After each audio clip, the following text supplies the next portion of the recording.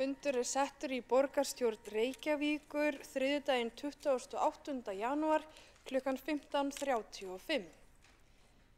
Í dag sameiginlegur fundur borgarstjórnar Reykjavíkur og Reykjavíkurráðs ungmenna.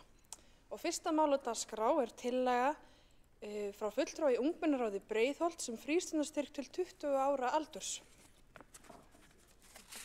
Nú forseti farin að villu því að við ætlum aðeins að breyta á dagskrá, dagskrá og við ætlum að gefa borgarstjóra orðið sem ætlar að fara yfir þær tillögur sem voru lagðar fram á síðasta fundi ungmennaráðs og borgarstjórnar.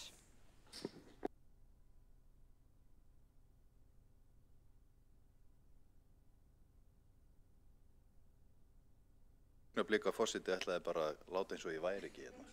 En ég mjög fegin að fá að taka til máls vegna þess að það gaman að fá að ávarpa ykkur og sérstaklega ykkur sem eru komin hérna upp á áhorfendapallana. Þessi salur alltaf opinn á borgarstjórnarfundum. Hann fyrir almenning á öllum aldri til að koma og hlusta á það sem hér fer fram. Og nú þessi árlegi fundur þar sem að þið fulltrúar yngri kynslóða mætið hingað í sal borgarstjórnar í Ráðhúsinu og leggið fram tillögur sem að skipta ykkur máli og af því að þær skipta ykkur máli þá eiga þær að skipta okkur sem eldri erum miklu máli. Og þó að við búum í þessari sömu borg og þurfum að klofa yfir sömu snjóskaplana og glíma við lífið í þessari borg þá upplifun okkar af borginni eflaust gerólík. Og við búum, af því að við erum á mismunandi aldri, þá bara veruleiki okkar dálítið frábrugðinn. Og ykkar tilvera í samfélagsmiðlum og hvernig áreiti og samskipti ykkar, þau eru dálítið öðru vísi heldur en kannski eldri kynslóðana og þegar ég hugsa tilbaka, sú tækni sem ég hafði, Waffos spólur og Walkman kassetutæki, þetta svona eitthvað dót sem að ég veit að komið á þjóðminjasafnið og manni líður rosalega gömlum en þannig það bara, tíminn flýgur og hvert einasta ár hefur í för með sér tækninýjungar og tæknibreytingar sem að gerbreyta líf okkar. Bara fyrir ári síðan var gervigreindin allt öðruvísi heldur hún í dag. Þannig að það að vera unglingur eða ungmanneskja krefjandi og þannig hefur það alltaf verið og ég held að einhverju leyti dálítið meira krefjandi núna heldur en nokkru sinni áður. Og síðustu misseri höfum við orðið vitni að þungum málum sem varða ungt fólk, áhyggjur af andlegri heilsu, aukin hnífa og vopnaburður, grafalvarleg ofbeldismál sem að við, og ég held að við séum öll sammála það að við getum ekki haldið áfram á þeirri braut. Við þurfum að sýna eitthvað viðbragð. Og það gerum við saman, af því að það gerir enginn neitt einn. Stjórnvöld, skólar, foreldrar, samfélagið allt, við þurfum að draga línu í sandinn og í þessu samhengi verði ég að lýsa ánægju minni yfir því að nýr ráðherra dómsmála sló aðeins nýjan tón vegna sekta vegna vopnaburðar á almannafæri, hækkaði sektirnar og svo á að fjölga lögreglumönnum á árinu og sérstaklega samfélagslögreglumönnum. Og það ræddum við hérna í borgarstjórn fyrir nokkrum mánuðum síðan. Við verðum að fá fleiri samfélagslöggur til þess að grípa börn sem í vanda. Í samstarfsyfirlýsingu þessa meirihluta segir að við viljum að borginni sé stýrt með hagsmuni barna að leiðarljósi. En hvað þýðir það? Fyrir einhverjum getur það þýtt bara já, við verðum að vera með íþróttahús og leikvelli og félagsmiðstöðvar og eitthvað svoleiðis sem svona prímært bara fyrir ungt fólk. En í grunninn það sú hugsun að við verum að berjast fyrir öllum þeim málum sem að bæta lífsgæði ungs fólks. Nú dálítið verið að ræðast borgarlínu og almenningssamgöngur og svoleiðis. Þegar ég fer út í hverfinu og tala við ungt fólk, þá eru allir sem að tala það að við þurfum að bæta almenningssamgöngur. Og borgarlína mál sem fyrir ykkur. Það fyrir ykkar framtíð. Hún það langt fram í tíman að það ykkar framtíð sem að byggir á því að hér séu góðar almenningssamgöngur og ég heyri það að ungt fólk vill það. En það snýst líka þetta róttæknina sem að ungar kynslóðir á öllum tímabilum mannkynssögunar hafa borið uppi. Við sjáum það bara í alþjóðastjórnmálum, þá einhvern veginn bakslag. Trump mættur, segir engin trans má vera í bandaríska hernum. Hann að draga línunni í sandinn og það lína sem að einkennast af fortíðarhugsun. Unga kynslóðin í dag sú sem að knýr áfram mannréttindabaráttu í heiminum. Líka umhverfisbaráttuna, barátta fyrir mannréttindum, en líka bara svona venjulegum hlutum eins og bættu skólakerfi. En umfram allt baráttunum fyrir því að fá að vera eins og þið viljið og móta ykkar framtíð á ykkar forsendum. Og þess vegna svo mikilvægt að þið séu hér í borgarstjórnarsalnum að því að borgin skiptir rosalega miklu máli. Við veitum þá þjónustu og mótum þá umhverfi sem að þið lifið og hrærist í og þess vegna skiptir það okkur máli að fá inn á þetta borð, inn í þennan sal, tillögur ykkar. Og þessi fundur yfirleitt alltaf mjög skemmtilegur. Miklu skemmtilegir en margir fundir sem eru hérna. Og svona andrúmsloftið hressist og ég finn það alltaf að þetta hátíðleg stund fyrir ykkur. Nú líka hátíðleg fyrir okkur. Og ég veit að við samþykkjum ekki alltaf allar tillögurnar sem þið komum með, en margar tillögur ná hins vegar fram að ganga og þannig líka lífið. Og sumar tillögur má leggja fram aftur og aftur og aftur. Samgöngumálatillögur eru stundum þannig. Og ég sé að í ár eru samgöngumál og skólamál ykkur hugleikin og það mjög mikið fagnaðarefni. Og ég hvet ykkur til þess að vera óhrætt að spyrja politikurum sem að koma hingað upp, spurninga, taka þátt í umræðunni og en áður en við heyrum tillögur ársins, þá ætla ég að hlaupa aðeins yfir tillögur ungmenna frá því í fyrra. En fyrir ári síðan þá bar ungmennaráð fram 7 tillögur sem að hafa allar verið teknar fyrir í fagráðum borgarinnar og staðan á þeim eftirfarandi og fyrsta tillagan var frá Úlfhildi Elísu Hróbjartsdóttur, fulltrúa í ungmennaráði Vesturbæjar, Miðborgar og Hlíða.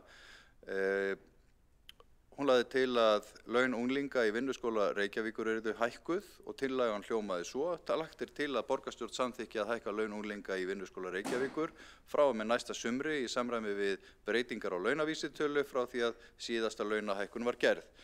Og tillögunni var mætt með þeim hætti að samþykkt var að laun nemenda vinnuskólans yrðu fest við grunnlaunaflokk í kjarasamningi Samekis og Reykjavíkurborgar og fylgi þannig launaþróun. Fyrirkomulagið þannig að nemendur í 8. bekk fá greidd 30% af þeirri upphæð, nemendur í 9. bekk 40% og nemendur í 10. bekk 50% af tímakaupi launaflokks 217. Og með þessari breytingu þá fyrirsjáanleiki launa fyrir störf í vinnuskólanum tryggður og launin hækkuð. Önnur tillaga var frá Snæ Humadóttur, fulltrúa í ungmennaráði Vesturbæjar, Miðborgar og Hlíða. Þar var tillaga að starfsemi hinsegin félagsmiðstöðvarinnar yrði tryggð með föstu fjármagni og þannig að hún verði föst félagsmiðstöð í stað þess að vera sérstakt verkefni sem fær styrki til að starfa. Og fulltrúar meirihlutans taka heilshugar undir mikilvægi hinsegin félagsmiðstöðvarinnar. Reykjavíkurborg leggur 9,2 milljónir í verkefnið árlega en í vetur hefur hún verið rekin með sambærilegum hætti á síðustu ár. Þá höfum við talað fyrir því að önnur sveitarfélög komi inn í rekstur hinsegin félagsmiðstöðvar enda sýna gögn okkur að stór hluti þeirra sem að sækja félagsmiðstöðina koma frá nágranna sveitarfélögunum en félagsmiðstöðin opin öllum börnum frá 8. til 10. bekk. Gríðarlega mikilvæg starfsemi sem þarna unnin. Þriðja tillagan var frá Andreu Sæmundsdóttur, fulltrúa í ungmennaráði Breiðholts. Þar var lagt til að borgarstjórn samþykki að fela skóla- og frístundasvið að gera nauðsynlegar breytingar til að grunnskólar leggi meiri áherslu á nútíma samfélagsfræði í grunnskólum og þar með umfjöllun það sem að gerast í samfélaginu hverju sinni frá og með hausti 2024. og tillagan var samþykkt og innleiðing hefst núna á vorönn 2025 og þetta felur í sér að kennarar eru hvattir til að nýta fleiri tækifæri í skólastarfinu til að efla umræðum málefni líðandi stundar. Einnig að nýta þau fjölmörgu tækifæri sem gefast í skólastarfinu til að setja á dagskrá mál sem brenna á nemendum og gefa þeim tækifæri til að taka þátt í umræðum, koma skoðunum sínum á framfæri og leið efla hæfni þeirra í hlustun, rökræðum og gagnrýnni hugsun. Fjórða tillagan var frá Eyrúnu Evu Sigurbjörnsdóttur, fulltrúa í ungmennaráði Árbæjar og Holta og þar var lagt til að borgarstjórn samþykki að beita sér fyrir því að bætt verði við nýrri strætóleið fyrir íbúa Árbæjar, Norðlinga, Holts og Grafarholts samhliða vinnu við nýja borgarlínu. Og nú það svo að borgin á hlut í strætó með öllum hinnum sveitarfélögunum á höfuðborgarsvæðinu og þess vegna ekki hægt að taka svona ákvörðun einhliða af Reykjavíkurborg. Kostnaðurinn við tillöguna metinn á 600 til 800 milljónir að mati strætó og það var metið sem svo að það væri hægt að bæta þjónustuna með öðrum leiðum. Það verið að uppfæra leiðanet strætó og nýtt leiðanet borgarlínu gerir ráð fyrir því að leiðir mætist við Krossmýrartorg á Ártúnshöfða sem verður algjör lykil skiptistöð þar og þannig að við bindum vonir við það að nýtt leiðanet sem verið að vinna að innleiðingu á vegum strætó og svo hágæða almenningssamgöngukerfi verði gríðarleg lyftistöng fyrir allt höfuðborgarsvæðið og við vitum að ungir notendur skipta þar höfuðmáli. Fimmta tillagan, Karen Hrannarsdóttir, fulltrúi í ungmennaráði Laugardals, Háaleitis og Bústaða, lagði fram tillögu aukin opnunartíma félagsmiðstöðvarinnar Öskju og þetta falleg tillaga sem við viljum sannarlega stefna að því að ná að koma til framkvæmda þegar betur árar í rekstri borgarinnar. Núna opnunartíminn þannig að það opið alla virka daga frá því að skóladegi lýkur til klukkan 5 og svo kvöldopnun á miðvikudagskvöldum frá 7 til 9. Og þrátt fyrir að þessi tillaga hafi verið felld í þetta skiptið, þá leggur borgin mikla áherslu á að halda áfram núverandi starfsemi sem gríðarlega mikilvæg og vonir standa til þess að við getum bætt í þennan mikilvæga málaflokk þegar hagur vænkast. Sjötta tillaga, það var Jökull Logi Sigurjónsson, fulltrúi í ungmennaráði Laugardals, Háaleitis og Bústaða, lagði fram tillögu að borgarstjórn samþykki að lengja kvöldopnunartíma í félagsmiðstöðvum frá 1. janúar 2025 og við hafa samráð við ungmennaráð framvegis þegar kemur að breytingu sem varðar frístundastarf unglinga og það því miður sama hér. Þessi tillaga náði ekki gegn vegna fjárhagsstöðu borgarinnar en ég ítreka það að meirihlutin sammála mikilvægi þess að halda úti öflugu starfi félagsmiðstöðva í borginni sem við sannarlega gerum og við tökum það til okkar að það sé mikilvægt að eiga samtal við ungmennin framtíðarstarf og þjónustu í félagsmiðstöðvunum. Sjöunda tillaga var frá Sóleyju Mjöll Ásgeirsdóttur, fulltrúi í ungmennaráði Kjalarnes, lagði fram tillögu aukna tíðni strætóferða til og frá Kjalarnesi og að tíðnin verði þannig að minnstakosti á klukkustundar fresti og að viðeigandi aðstaða sé á stoppistöðum á akstursleiðinni. Og tillagan var samþykkt og umhverfis- og skipulagssviði var falið að útfæra tillögu aukna tíðni í samráði við Strætó og BS í tilraunaskyni til 1 árs. Og þetta afar mikilvægt skref í því að bæta aðgengi íbúa svæðisins að almenningssamgöngum. Þannig þetta var svona stutt yfirferð yfir tillögurnar frá því í fyrra og eins og þið heyrið þá getið þið haft heilmikil áhrif með tillögum ykkar og málflutningi og rökstuðningi fyrir þeim hér í þessum sal. Ég hlakka til þess að heyra tillögurnar ykkar í ár og samtalsins hér í borgarstjórn þær. Takk.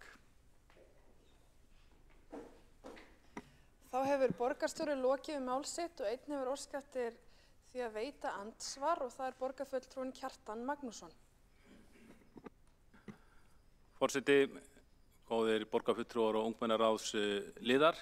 Ég vil þakka borgarstjóra fyrir þessa yfirferð varðandi tillögurnar í fyrra og framgang þeirra. Það mjög mikilvægt að við fáum slíkt yfirlit til að átta okkur að því hver tillögurnar fara.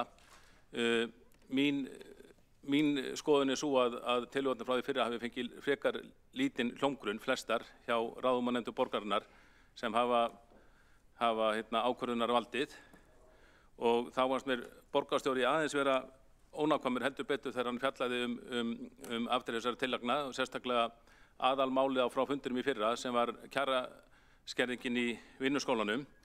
Þar lögðu ungmennaráðin til að kjaraskerðingin frá 2022 er leiðrétt, eins og þau munið kannski þá voru launin frist 2023 og kjaraskerðingin var fellt fest í sessi 2024. Það kom smá verðbóta þáttur en kjaraskerðingin var fest í sessi.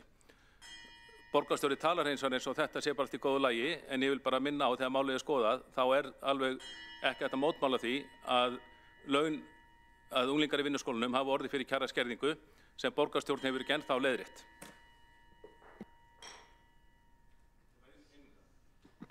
Borgarfulltrúinn hefur lokið við það að veita andsvar. Forseti minnir borgarfulltrúa að virða ræðutíma sinn. Já, samkvæmt fundarsköpum er 1 mínúta í andsvar eins og vanalegt er. Ekki eru þá fleiri andsvar undir þessari ræðu og við göngum þá til fyrsta máls á útsendri dagskrá, og það er tillaga fulltrúa í ungmennaráði Breiðholts sem frístundastyrk til 20 ára aldurs. Og tekur þá fyrst til máls Anton Ingi Lárusson, Reykjavíkurráðsfulltrúi.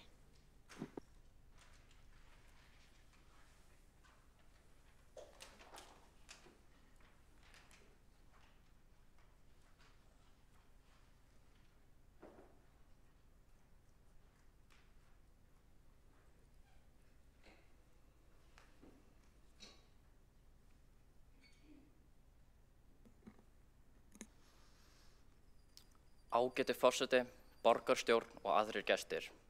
Ég heiti Anton Ingi Lárusson og ég er 17 ára gamall.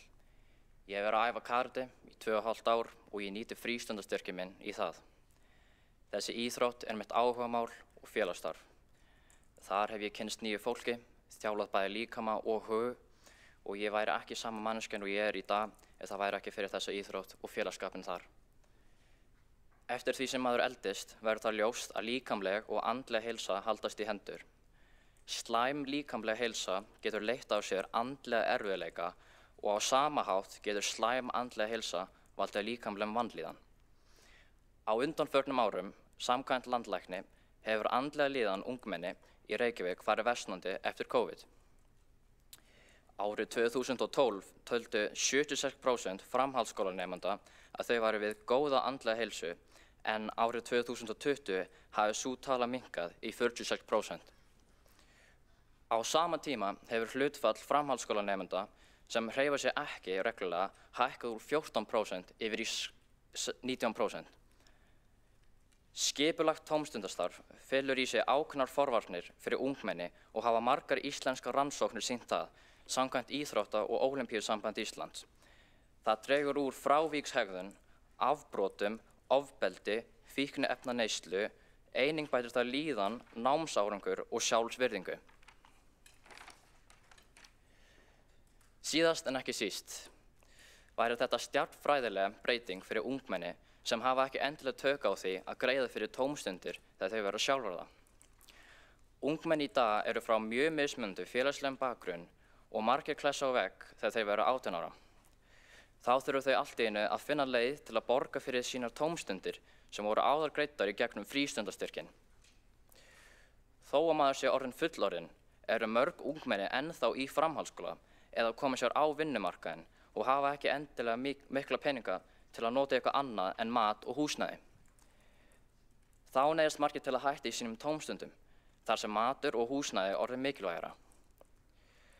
En á léttari nótum, þá getur þetta skapa tækifæri fyrir ungt fólk að kanna áhuga sín og prófa eitthvað nýtt, þar sem þau myndi ráða því alveg sjálf í hvað styrkurinn færi. Möguleikanar eru endalausir.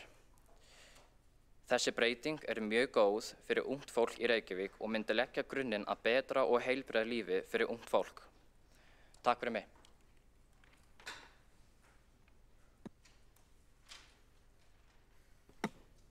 Fulltrúinn hefur lokið við mál sitt og næst á mælendaskrá er borgarfulltrúinn Skúli Þór Helgason.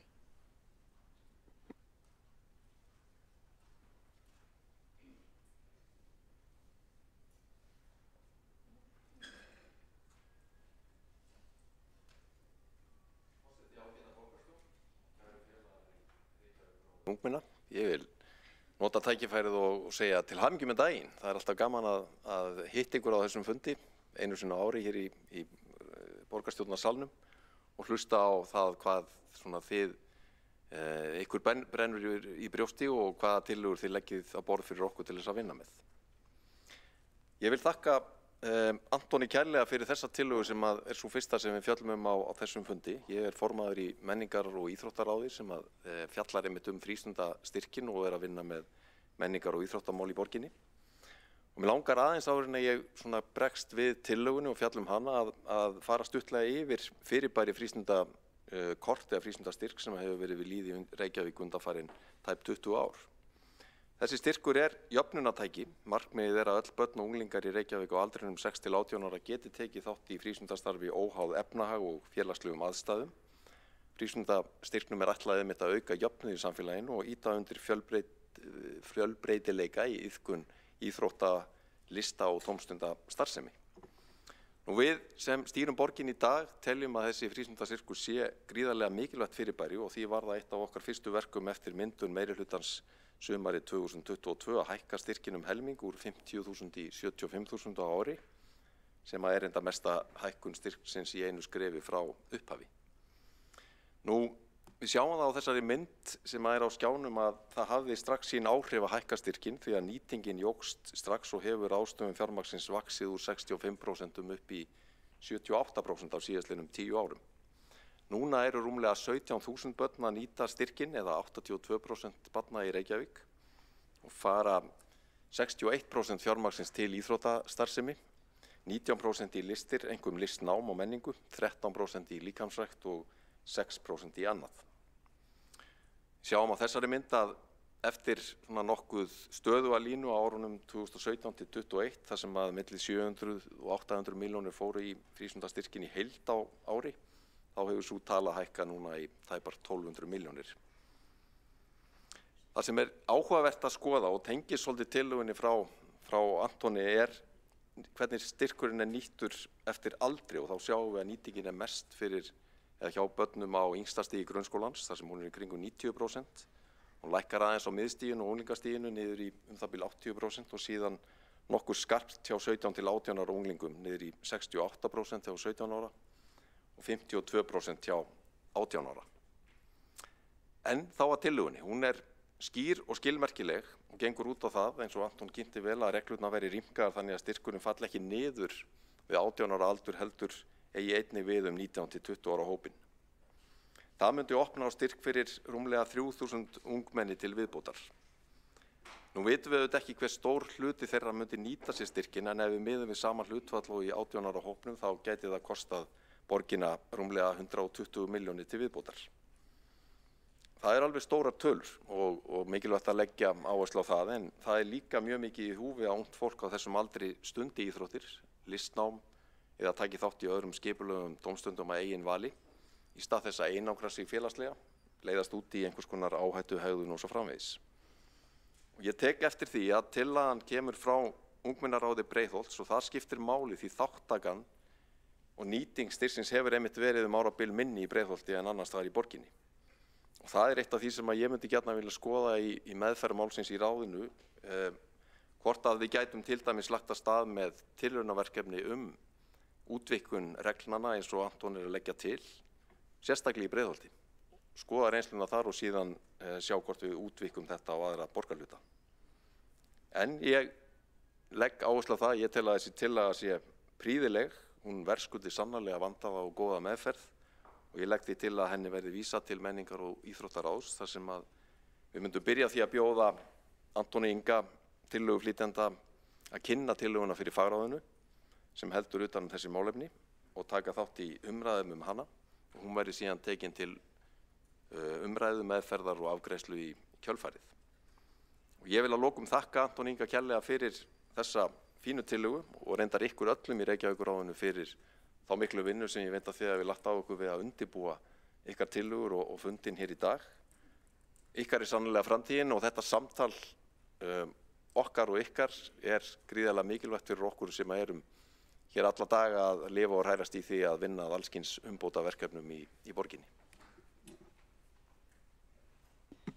Borgarfulltrúinn hefur lokið við mál sitt og næst tekur til máls borgarfulltrúinn Helgi Ás Grétarsson.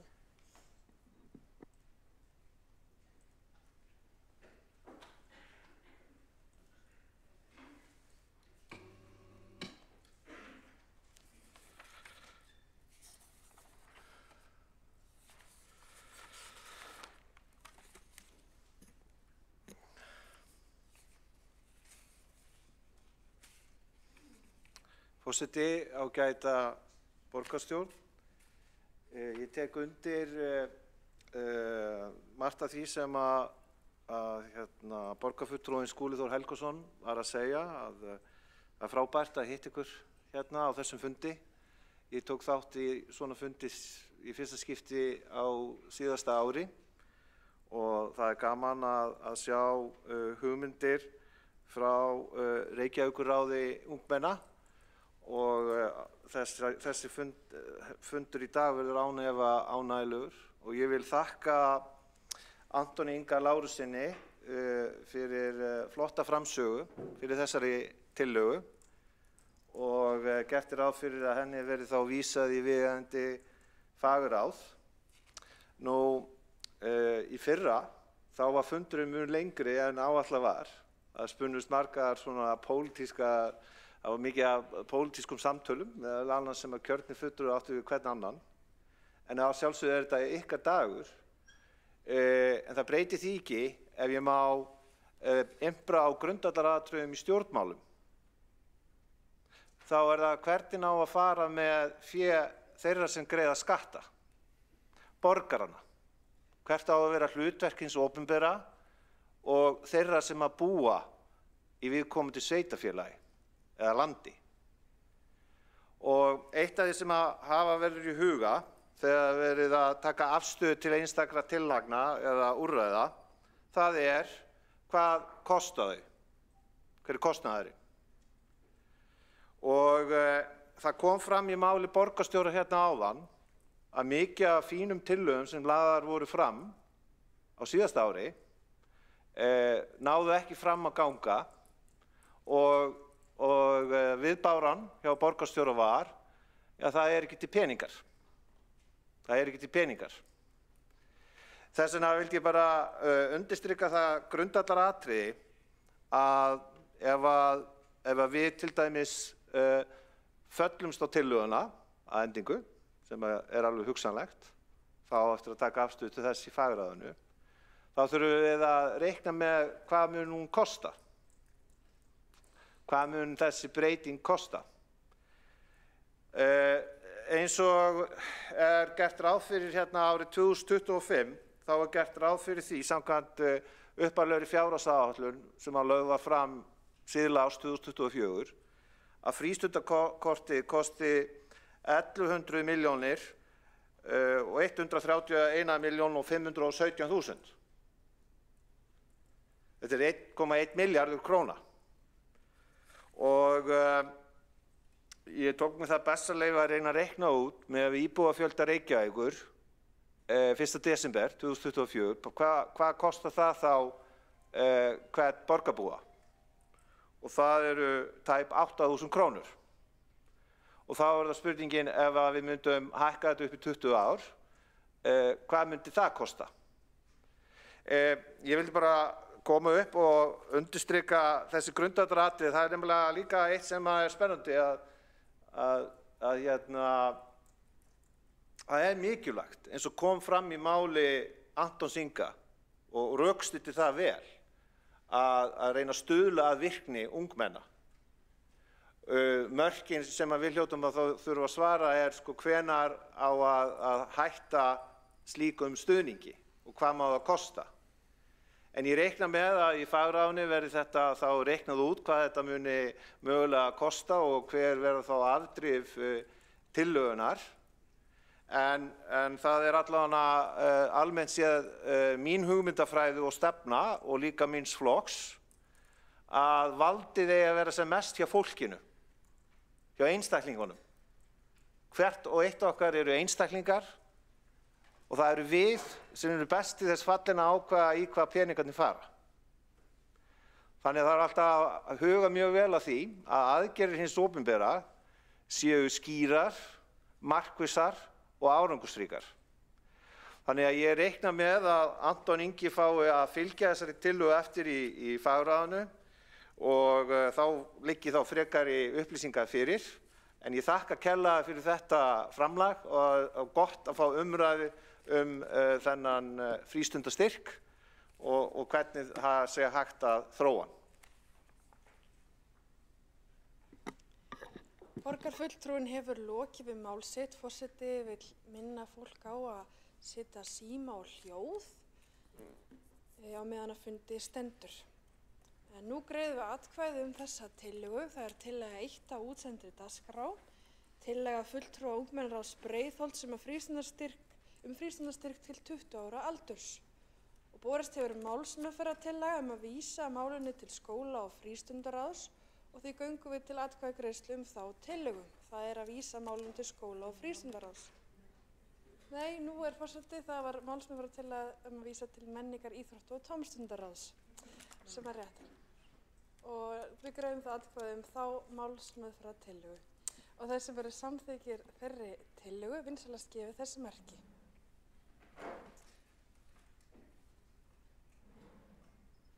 Og sú málsmeðferðartillaga er samþykkt með öllum greiddum atkvæðum. Og þá göngum við til næsta máls á dagskrá og það er mál 2 á útsendri dagskrá. Tillaga fulltrúa í ungmennaráði Kjalarness að gerð verði úttekt á túlkun grunnskóla í Reykjavík og hæfnisviðmiðum aðalnámskrár grunnskóla við lok 10. bekkjar.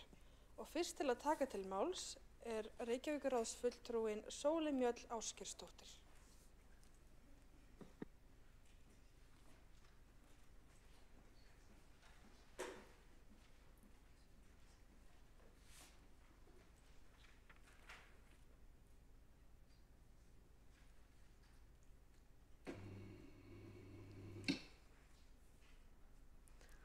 Borgarstjóri, virðulegur forseti, borgarfulltrúar, meðlimir Reykjavíkurráðs og aðrir fundargestir. Reykjavíkurborg setur nemendur í mjög misjafna stöðu þegar kemur að möguleikum á að komast inn í framhaldsskóla. Þó að allir grunnskólanemar útskrifist með einhvern gefna í bókstöfum, þá tala grunnskólanir ekki sama tungumál sín á milli. Dæmi þetta kom mjög skýrt fram í umræðum sem áttu sér stað á starfsdegi ungmennaráða, þegar einn af umræðupunktunum í vinnustofu þar voru einkunnir. Í þeim umræðum kom fram dæmi það er heiminn og haf á milli þess hvernig kennarar meta námsefnið. Tökum bókstafinn A sem dæmi. Sumir kennarar horfa á einkunn sem eitthvað sem þú færð ekki nema verkefnin sem þú skilar séu framúrskarandi og fari fram úr því sem kennarinn biður um. Í ákveðnum fögum í sumum skólum er jafnvel ekki fræðilegur möguleiki á að fá A við lok 10. bekkjar nema þú sért að taka framhaldsskóla áfanga í viðkomandi fagi. En í öðrum skólum er A gefið þegar verkefnið uppfyllir verkefnislýsingu nægilega vel og nefndin þarf ekki að gera neitt umfram verkefnislýsingu. Einnig eru dæmi að báðir endar af þessu fyrirkomulagi fyrirfinnist í sama skólanum. Í kjölfar starfsdagsins hóf ég óformlega rannsókn innan Reykjavíkurráðs ungmenna og spurði meðlimi þess hvernig einkunnagjöf væri háttað í þeirra grunnskólum. Niðurstöður þarrar umræðu voru til dæmis þessar. Foldaskóli. A-einkunn er gefin þegar verkefni uppfyllir verkefnislýsingu nægilega vel og svigrúm er fyrir villur. Til dæmis jafngildir 1-2 atriði vitlaust á stærðfræðiprófi samt A-einkunn og þar með ekki þörf fyrir algjöra fullkomnun. Eitthvað er að litir séu gefnir samhliða bókstöfum en þá er talað bláan, grænan, ljósgrænan, appelsínugulan og rauðan. Langholtsskóli. Nemendur fá aðalega liti og þá er talað grænan, gulan, rauðan og bláan. Þetta er notað þau í öllum fögum nema stærðfræði en þar fá nemendur einkunnir í bókstöfum.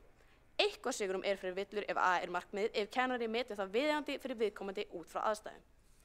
Kleberskóli. Einkunnir eru mismunandi eftir fagi en oftast er notað litina rauðan, gulan, grænan eða litaða bókstafi. Skalinn er það frá gulu C upp í grænt A sem er einungis gefið þegar nemandi er framúrskarandi í öllum matsviðum fagsins og þá er ítrekað að sýna fram úr framúrskarandi getu til að geta fengið A í loka einkunn. Nánast ekkert svigrúm er fyrir villur ef A er markmiðið. Klebergsskóli er líka dæmi skóla sem gefur ekki A í loka einkunn nema nemandinn taki framhaldsskóla áfanga í faginu. Þetta á þó ekki við öll fög. Eins og þið heyrið þá er þetta frekar misjafnt milli skóla sem verður til þess að krakkar geta varla rætt við vini sína úr öðrum skólum námið og bera saman einkunnir og verkefni. Því erfitt er að bera saman einkunnir og verkefni. Við sem nemendur erum heldur ekki einum þessa skoðun. Kennarar hafa einnig lýst óánægju sinni. Samanber grein á MBL frá því júlí í fyrra þar sem grunnskólakennari lýsir sjálfur óánægju yfir loðnum námsviðmiðum og sem gefa kennurum mikið svigrúm til að túlka kröfunar og búa því til mismun á skalanum. Það er ekki nóg með það að túlkun á námsmati sé misjöfn milli skóla. Námskröfur milli skóla virðast einnig ólíkar. Á meðan einn skóli er að leggja meiri áherslu á að gerendur tilbúna fyrir framhaldsskóla og leggja þar alveg fyrir erfið verkefni sem krefst mikillar kunnáttu á nemendum, þá eru aðrir skólar ekki með sömu kröfur. Þetta verður til þess að þeir nemendur sem eru í skóla þar sem lögð eru fyrir erfiðari verkefni eiga erfiðara með að fá háa einkunn heldur nemendur í skólum þar sem námsefnið er auðveldara. Þetta finnst okkur vera gríðarlegt óréttlæti því það gefur auga leið að þegar skólar leggja fyrir auðveldari verkefni er einfaldara að fá A. Menntaskólarnir sjá hins vegar ekki erfiðleika muninn á verkefnum en sjá bara einkunnina B eða A og þá væntanlega fær A-nemandinn forgang inn í skólan. Menntaskólinn hefur þá alveg litlar forsendur til þess að vita hvort að A-nemandinn sem kemur frá skólanum með auðvelda námsefnið sé í raun betur undirbúinn en B-nemandinn sem kemur frá kröfuharða skólanum. Við í Ungmennaráði Kjalarness leggjum því til að Reykjavíkurborg geri úttekt á túlkun grunnskólaborgarinnar á hæfniviðmiðum aðalnámskrár við lok 10. bekkjar og beri saman hvernig grunnskólar raunverulega meta einkunnir vegna þess að mismunandi túlkun getur valdið ójafnvægi í einkunnagjöf á milli skóla sem hefur mögulega áhrif til framhaldsnáms. Sérstaklega þegar flestir grunnskólanemendur innan Reykjavíkurborgar sækja framhaldsskóla innan borgarinnar. Hvernig getur þetta talist betri borg fyrir börn ef að nemendum er mismunað á þannan hátt? Takk fyrir mig.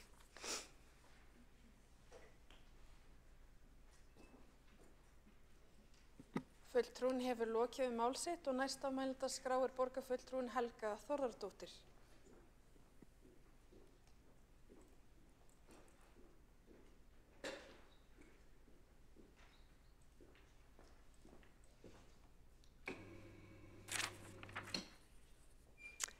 Forseti, borgarstjórn og kæru ungmennaráðsfulltrúar.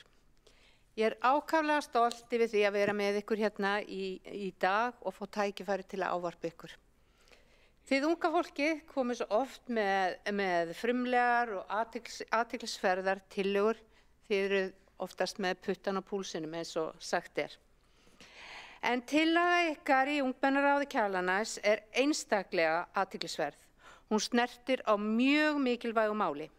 Þessi tillaga ykkar er mjög skiljanleg í ljósi þess að sú einkunnagjöf sem nú er notuð byggir að miklu leyti á huglægu mati og túlkun kennara á mörgum ólíkum hæfnisviðmiðum. Áhyggjur ykkar eru skiljanlegar því þið og foreldrar ykkar viljið auðvitað að jafnræðis sé gætt og þið fáið öll jöfn tækifæri. Við í Flokki fólksins teljum að það sé ekki nóg að samræma í Reykjavík, heldur þarf að vera samræmi á öllu landinu.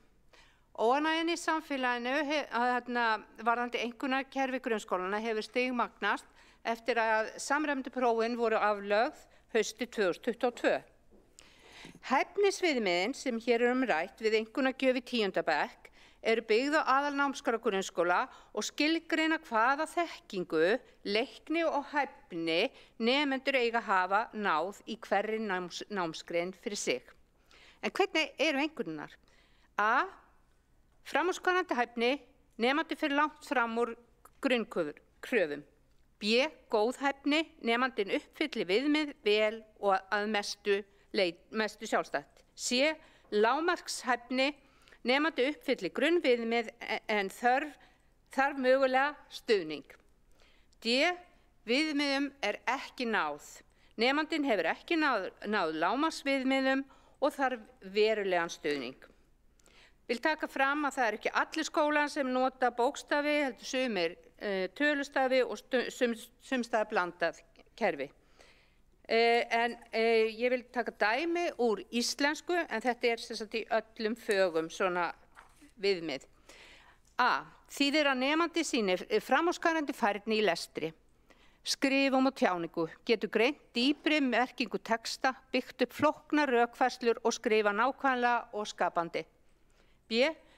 Nemandi hefur góða færni í lestri og skrifum og tjái sig á skýran og rökréttan hátt. C. Nemandi les og skrifar með fullnægjandi hætti og uppfyllir grunnkröfur orðaforða og málnotkun. D. Nemandi á erfitt með lestur, ritun eða tjáningu og þarf mikla aðstoð.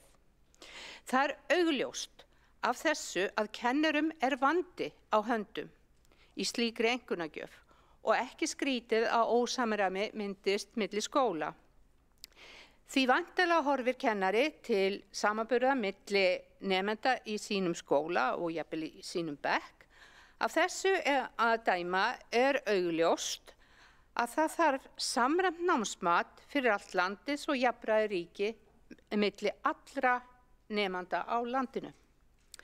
Frá því hausti 2022 hafa ekki hefðbundin samræmt könnunarpróf verið lögð fyrir grunnskólanemendur á Íslandi. Eins og bent hefur verið á þá hefur það skapað ákveðin losarabrag og nokkra óreiðu í skólasamfélaginu. Það var slæmt að leggja niður samræmdu prófin án þess að eitthvað annað samræmt mat kæmi í staðinn. En að því sögðu þá Flokkur fólksins ekki samþykkur því að taka þau upp aftur í sömu mynd og þau voru. En þannig að Miðstöð menntunar og skólaþjónustu vinnur að innleiðingu nýs samræmds námsmatskerfis sem kallast matsferill. Þetta kerfi ætlað að koma í stað hefðbundinna prófa og veita heildstæða mynd af námsframvindu nemenda yfir skólagönguna. Samkvæmt upplýsingum frá mennta- og barnamálaráðuneytinu áætlað að slíkt námsmat í íslensku og stærðfræði verði innleitt í öllum grunnskólum 25–26. Við í Flokki fólksins bindum mikla vonir við það breiðvirka námsmat sem nú í vinnslu og vonandi standast áætlanir. Mikilvægt að það skapist góð samvinna milli sveitarfélaga, barna- og menntamálaráðuneytisins og Miðstöðvar menntunar og skólaþjónustu við að koma þessum einkunnamálum í samræmda farveg svo það gagnist öllu skólasamfélaginu. Hvað tillögu ykkar varðar þá legg ég til að henni verði vísað til skóla- og frístundaráðs, og að þar fáið þið tækifæri til að fylgja henni eftir og ég viss að það verði tekið með vel á móti Sóleyju í því ráði. Takk fyrir mig. Borgarfulltrúinn hefur lokið mál sitt og tekur það næst til máls borgarfulltrúinn Sabine Leskov.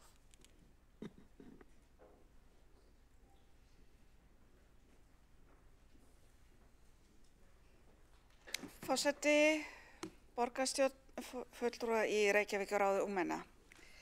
Þessi dagur, þessi fundur borgarstjórnar með ungmennaráði skiptir okkur máli. Lýðræði viðkvæmt blóm, kannski meira núna en áður, þó ég vil ekki ganga eins langt á borgarstjórum sem lagði kjör trams á herðu hjá ykkur. En það svo margt sem við höfum ekki stjórn á. En við getum öll gert eitthvað, við getum öll byrjað einhvers staðar. En þáttakan ykkar í ungmennaráði í samtali við okkur, hvort við séum sammála í öllum málum eða ekki, það gefur mig alltaf svo mikla von og ég hef verið í þessu hérna svo lengi að ég hef séð fullt af ungmennum sem hafa komið til okkar hingað blómstra áfram í alls konar samfélagslegum verkefnum. Sóley Mjöll Ásgeirsdóttir, fulltrúi í ungmennaráði Kjalarness, flytur okkur hér tillögu úttekt á túlkun grunnskóla í Reykjavík á hæfniviðmiðum aðalnámskrár grunnskóla við lok 10. bekkjar. Þessi tillaga ávarpa áhyggjur ungmenna og mér sýnist hún hafa eiginlega byrjað á þessari vinnu með hennar eigin úttekt. En hún deilir hér reynslu sem ekki bara hennar eigin, heldur annara sem hún hefur talið við og þetta er rosalega mikilvæg þáttur í pólitík að við að sjálfsögðu vinnum með okkar eigin reynslu og þekkingu en við tökum líka upp hanskan fyrir aðra og tölum máli í þessu samhengi. Og sérstaklega þá kannski þeirra ungmenna sem upplifa að þeir fá ekki að njóta sín til fulls, einmitt vegna þess að þeir upplifa að einhverjum sem þeir hafa fengið eru ekki eins og best að kjósa. Við erum öll held ég sammála að námsmatið sé ótrúlega mikilvægt af því að þetta ræður hefur mikið að segja framtíðina ykkar og hvaða framhaldsskóla þeir komast í. Og í fyrra sumar það var rosalega mikið umræði í fjölmiðlum þetta, alls konar fólki út í samfélagi hafiði skoðanir viðskiptaráðið og svo framvegis. En þetta sennilega, það margt í gangi eins og borgarfulltrúi Helga Þórðardóttir hefur bent á og þetta í vinnslu og okkar í pólitík finnst þetta alveg þetta að koma til en þannig kannski hjálpa þeim sem í þessu núna og þurfa breyting núna á þessu ári helst eða ekki seinna en á næsta ári. Og þetta voru náttúrulega gífurlega mikla breytingar þannig 2016 þegar bókstafakerfið var fyrst innleitt sem byggir á þessum hæfniviðmiðum. En ég held samt að þetta kerfi og ég aftur sammála Helgu Þórðardóttir, við viljum ekki fara tilbaka alveg að því að við viljum hafa kerfi sem að skoða hvað nemandinn kann og hvernig framförin hans eru. Frekar en að pikka út veikleika hans. Þarna viljum við ekki fara aftur. En jú, samræming alveg ótrúlega mikilvægt þarna, en má ekki heldur vera of stíft. Nú ég kannski fara að segja eitthvað fram og tilbaka, ég vona að þið skiljið hvert ég að fara. Það mikilvægt til að geta borið saman, en það líka mikilvægt að hafa í huga að það eru ekki allir nemendur sem hafa nákvæmlega sömu forsendur. Af því annars ætti kannski nemendur sem hafa annað tungumál móðurmál en íslensku aldrei séns að komast inn í framhaldsskóla því að þeir mun aldrei ná kannski sömu hæfni.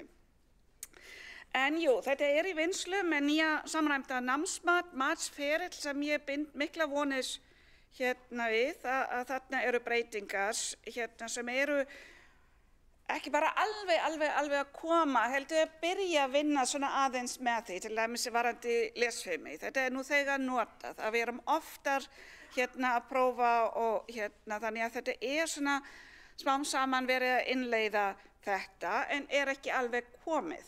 Og nú erum við alltaf með nýja ríkisstjórn og þá allt kannski fyrst aðeins í stopp þannig til fólk að koma sér inn í máli en einmitt þá gæti svona úttekt, svona hlusta á þessar raddir vera bara gott mál á þessum tímapunkti. Þannig að ég styð þessi málsmeðal að fá þetta til okkar skóla frístundalág, Sóley Mjöll Ásgeirsdóttir mun þá fá tækifæri að fylgja þessu eftir og við getum talað við fagfólkið og koma okkur saman einhver lausn. Borgarfulltrúinn hefur lokið við mál sitt og nú greiðum við atkvæði þessa tillögu. Það tillaga 2 á útsendri dagskrá. Tillaga fulltrúa í ungmennaráði Kjalarness sem að gerð verið úttekt á túlkun grunnskóla í Reykjavík og hæfniviðmiðum aðalnámskrár grunnskóla við lok 10. bekkjar. Og borist hefur málsmenn frá tillögum að vísa þessari tillögu til skóla- og frístundaráðs og við greiðum atkvæði þá málsmenn frá tillögu. Það vantar fólk í salinn og þá hringjum við inn fólk.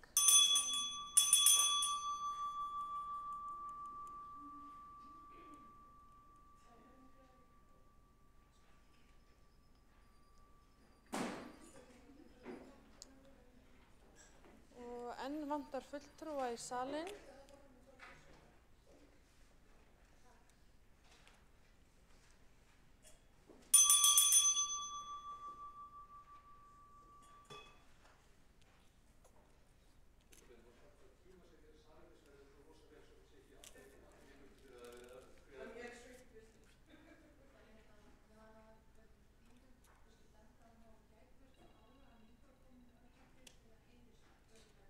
Það heyrist. Ég fæ að veita frá útsendingunni ef það heyrist. Tæknimann góður höndum í salnum. En okkur vantar fulltrúa, þannig að við bíðum bara.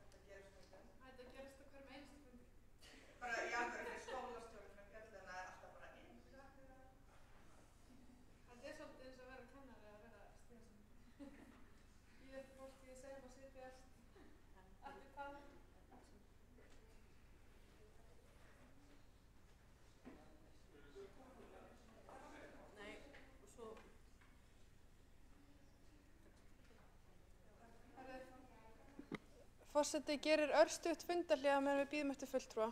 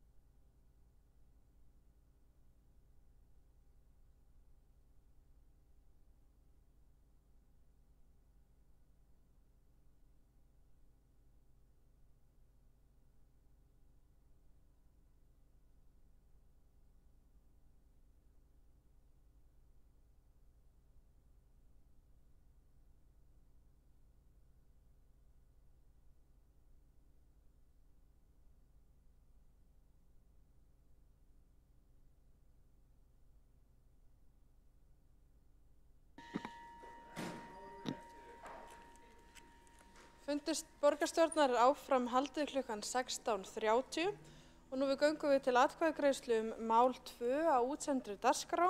Það er tillaga fulltrúa í ungmennaráði Kjalarness að gerð verði úttekt á túlkun grunnskóla í Reykjavík á hæfnisviðum aðalnámskrár grunnskóla við lok 10. bekkjar. Og borist hefur málsmeðferðartillaga að vísa þessari tillögu til skóla- og frístundaráðs og göngum við til atkvæðagreiðslu þá málsmeðferðartillögu.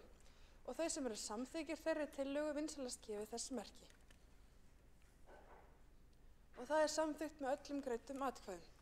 Og þá göngum við til 3. liðar á útsendri dagskrá. Það er tillaga fulltrúa í ungmennaráði Laugardals, Háaleitis og Bústaða að gera fjármálalæsi að skyldufagi í 8. til 10. bekk í Reykjavík. Og fyrst tekur til máls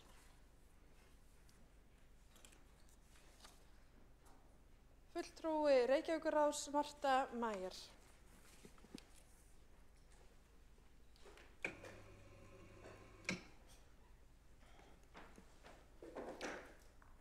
Ágæti borgarstjóri, forseti borgarstjórnar, borgarfulltrúar, meðlimir Reykjavíkurráðs og aðrir fundargestir.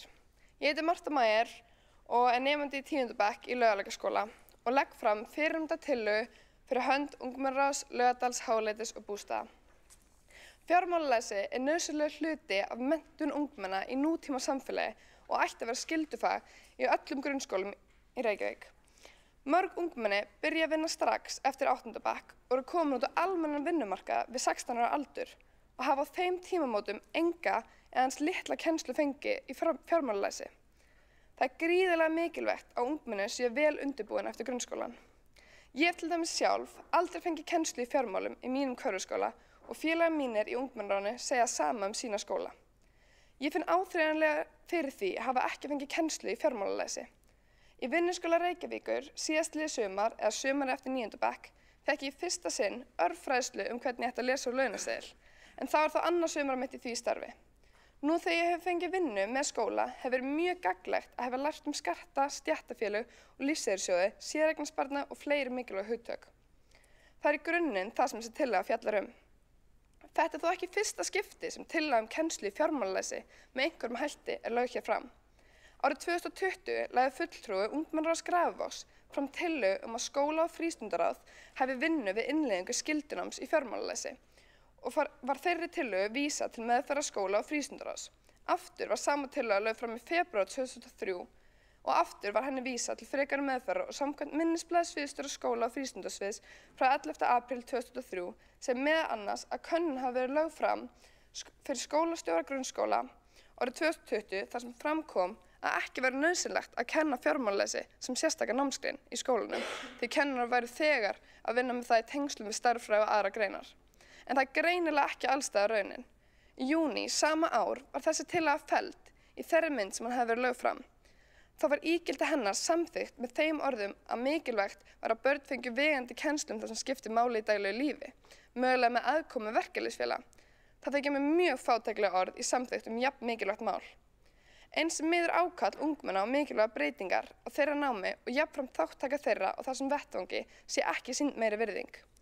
Í október síðastliðinn staðfesti mennta- og barnamálaráðherra breytingar á aðalnámskrá grunnskóla en því miður er ekkert að sjá neinar sérstakar breytingar til eflingar og kennslu fjármálalæsis og virðist enn aðeins hæfniviðmið innan samfélagsfræði og stærðfræði og reyndar líka innan heimilisfræði en tekið skal fram að heimilisfræði er valfag eftir 8. bekk sem ekki allir nemendur velja og því ljóst að ekki er gætt jafnræði þar. En börn og ungmenni er rétt og jöfnum tækifærum til menntunar og fjármálalæsi og ekki verið þar undanskilin. Við vitum öll að innan þessara tveggja mikilvæga greina gefst tæpast nægur tími til að fara yfir alla þá mikilvægu þætti sem heyra undir fjármálalæsi. Ég tel því gríðarlega mikilvægt að þrýst verði á stjórnvöld að endurskoða aðalnámskrá grunnskóla með þetta til hliðsjónar. Reykjavíkurborg getur spilað þar stórt hlutverk sem stærsta sveitarfélagið. Til að benda á mikilvægi þessa birti OECD ráðleggingar síðastliðið sumar samhliða niðurstöðum PISA-prófs í fjármálalæsi með 15 ungmenna í 20 löndum. Við heim þar sem framkom að of algengt sé að ungmenni hafi ekki grunnskilning á fjármálum einstaklinga og þau séu aðstæður á heimilum misjafnar til að öðlast slíka fræðslu. Áhersla er bæði lögð á að kennsla fjármál fari fram í skólum og að kennslan þurfi að vera markviss og samræmd. OECD telur hlutverk stjórnvalda mikilvægt til að bæta fjármálalæsi, til dæmis með því að móta heildræna landsstefnu í fjármálalæsi. Þetta er það sem við köllum eftir og höfum kallað eftir áður en ekki hefur verið á okkur hlustað. Við krefjumst þess að ungmenni í 8. til 10. bekk grunnskóla fá markvissa kennslu í fjármálalæsi sem skyldufag eigi síðan haustið 2006. Takk fyrir. Fulltrúin hefur lokið við mál sitt og næsta mælendaskrá er borgarfulltrúin Guðný Maja Rýpa.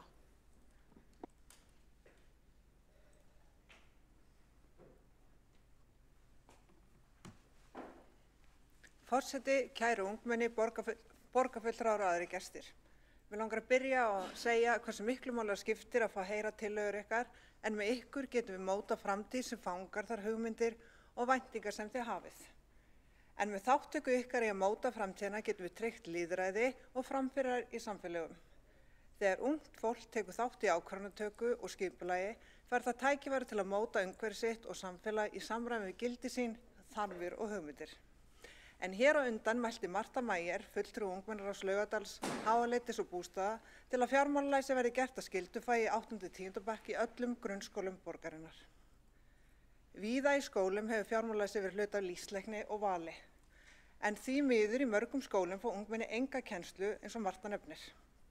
En oft veltur svo ákvörðun á kennurum eða hvort að áhugi sé til staðar í skólunum og því hafi ekki öll ungmenni í borginni kostað upp á fjármálafræðslu.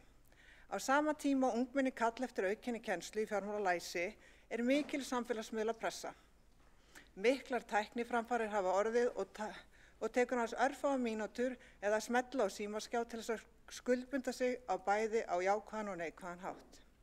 Áreitið mikið gegnum ýmiss konar miðla með auglýsingum og tilboðum sem auðvelt getur verið að falla fyrir. Ef ungmenni taka ranga ákvörðun með fjármuni sína getur haft afleiðingar sem getur verið afar þungt að vinna sig út úr. Getur röng ákvörðun jafnvel haft neikvæð áhrif til frambúðar. Því mjög mikilvægt við bregðumst við ákalli ungmenna að gera fjármálalæsi að skyldufagi í 8. og 10. bekk og öll ungmenni í borginni njóti sömu fræðslu og þekkingar og fjármálum þegar þeir stíga sín fyrstu skref í ákvörðunartöku tengd fjármunum. Því legg ég til að tillögunni verði vísað til skóla- og frístundaráðs til frekari skoðunar og útfærslu og við bjóðum það Mörtu Mæger til okkur að fund hjá fagráðinu þar sem hún flytur tillöguna fyrir okkur. Enda afar mikilvægt að öll ungmenni hafi jafnt aðgengi á kennslu fjármálalæsi. Takk fyrir. Borgarfulltrúinn hefur lokið við mál sitt og næsta mælendaskrá borgarfulltrúinn Sandra Hlíf Ókares.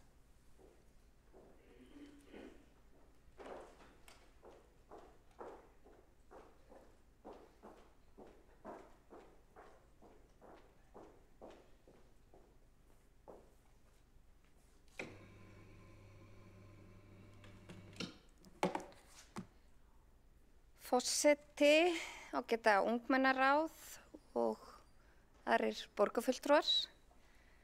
Ég vil bara byrja að þakka Mörtu Mæger fyrir þessa tillögu og eins og hún kom inn á í ræðu sinni þá þetta ekki fyrsta skipti sem þessi tillaga borin hér upp, allavega í þriðja skipti.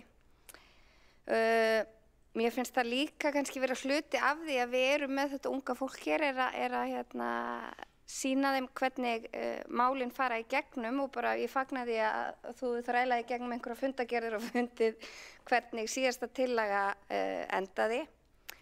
En nú hefur það þó breyst síðan að síðasta tillaga var samþykkt að það hafa verið gerðar breytingar á aðalnámskrá og það stendur orðrétt með leyfi forseta í aðalnámskrá núna að við lok 10. bekkjar á nemendur geta tekið ábyrga afstöðu í eigin fjármálum og neyslu, verið gagnrýnir neytandi og sett sér markmið á grundvelli þekkingar og fjármálaumhverfi einstaklinga og samfélags og þeim tilboðum sem í boði.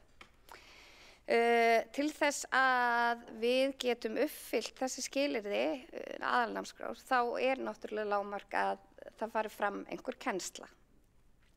Það kemur náttúrulega skýrt fram í bréfinu sem að ungmennaráðsfulltrúinn Marta Mæger vísar í að þar var leitað til skólastjórnenda þar sem þeir voru spurðir hvernig kennsla færi fram, hvort hún færi sérstaklega fram og alltaf verða hluti af samfélagsgreinum.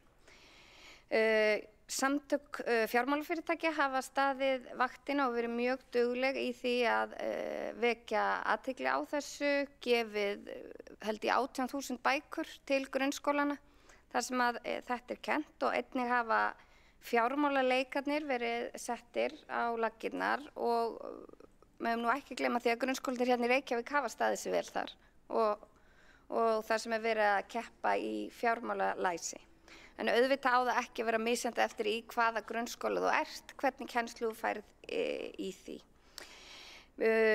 Mér þykir líka, því ég verð nú að vera dálítið gagnrýnin, að mér þykir miður að þetta hafi ekki fengið betri framgang innan kerfisins og innan Reykjavíkurborgar. Því að aftur, þetta í þriðja skipti þar sem unglingarnir og ungmennin okkar kalla eftir skýrari stefnu og betri kennslu á þessu sviði.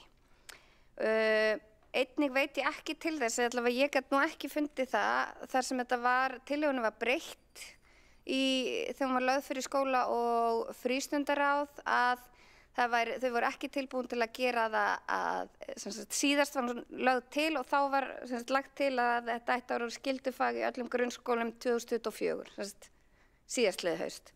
En tillögunni var breytt þannig að þetta ætti að vera með ábendingar til skólastjórnenda að þetta ætti að hafa þetta í huga við kennslu. Minnst það nú ekki kannski nógu djúpt í áranna tekið og við mættum við gera töluvert betur þar. Þannig að ég veit að það nú ekki samkomulag hér það að við séum að samþykkja eða fella tillögur, heldur erum við að vísa tillögum sem að mér þetta nú kannski ágætur bragur á að samþykkja kannski eina tillögurna til að sýna ungmennunum hver munurinn á meðferð á þeim tillögum sem vísa inn í nefndir og þeim tillögum sem eru samþykktar. Mér þetta bara góður bragur á að við myndum samþykkja þessa tillögu þar sem þetta komið bara ítrekka ákall frá ungmennunum og finnst bara mjög mikilvægt að við hlustum á þau líkt og ungmennaráðsfulltrúar koma inn á bara læra að lesa á launaseðil, lífeyrissjóðina og annað og ég veit til þess að lífeyrissjóðnir og samtök fjármálafyrirtækja hafa ítrekkað lagt áherslu á það og aftur haldið þessum mjög hátt á lofti þannig að og þeir bjóða einnig upp á námskeið fyrir kennara þannig að það geti bara eflaust verið góð hugmynd að gera samning við þá að kennarar tækju námskeið hjá þeim í fjármálalæsi. Ég bara fagna þessari tillögu og bara hvet ykkur áfram og verið dugleg að bara ýta á eftir og láta ykkur heyra þegar að tillögur eru samþykktar eða þeim vísað og ekkert gerist. Takk fyrir.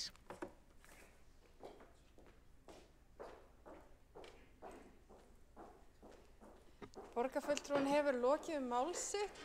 2 hafa óskað eftir því að veita andsvar. Nei, þá það 1 sem hefur óskað eftir því að veita andsvar og það borgarstjórinn Einar Þorsteinsson. Forseti, ágæta borgarstjórn. Mér langar að þakka fyrir þessa góðu tillögu. Verður kannski að taka aðeins undir með borgarfulltrúi Söndur og Ókaris að þetta hefur kannski ekki alveg gengið að ég fram eins og ég hélt að við myndum sjá þetta gerast en og gott bara að ítreka það að ég held að við inni séum tiltölulega sammála borgarstjórn það að við viljum sjá meiri framgangi í þessu. En varðandi það að samþykkja tillöguna það væri kannski sannarlega meira pólitískt merki vilja borgarstjórnar en það líka hluti af því að leggja fram tillögu hér að láta vísinni, við höfum haft þann háttinn á með tillögur ungmennaráðanna að þær fari inn í fagráðin, þá fáið þið sem eru að bera upp þessar tillögur tækifæri til þess að fara í fagráðin og fjalla þær þar líka, sem sagt annað tækifæri til þess að koma fram, standa fyrir mál ykkar og kynnast faglegri umræðu svona tillögur inn í fagráðanum. Þannig að ég held að þessi fari betur á því að gefa þessu unga fólki hér tækifæri til að fara inn í fagráðin þrátt fyrir að vilji borgarstjórnar sé tiltölulega skýr. Borgarstjóri hefur lokið við það að veita ansvar og svarar þá ansvari borgarfulltrúinn Sandra Hlíf Ókaris. Forseti, ágæta ungmennaráð og aðrir borgarfulltrúar bara þakka fyrir þetta ansvar. Ég hins vegar kannski ekki alveg sammála því að þrátt fyrir að tillagan verði samþykkt hér þá fer hún samt sem áður inn í ráð og inn á sitt svið til nánari til framkvæmda.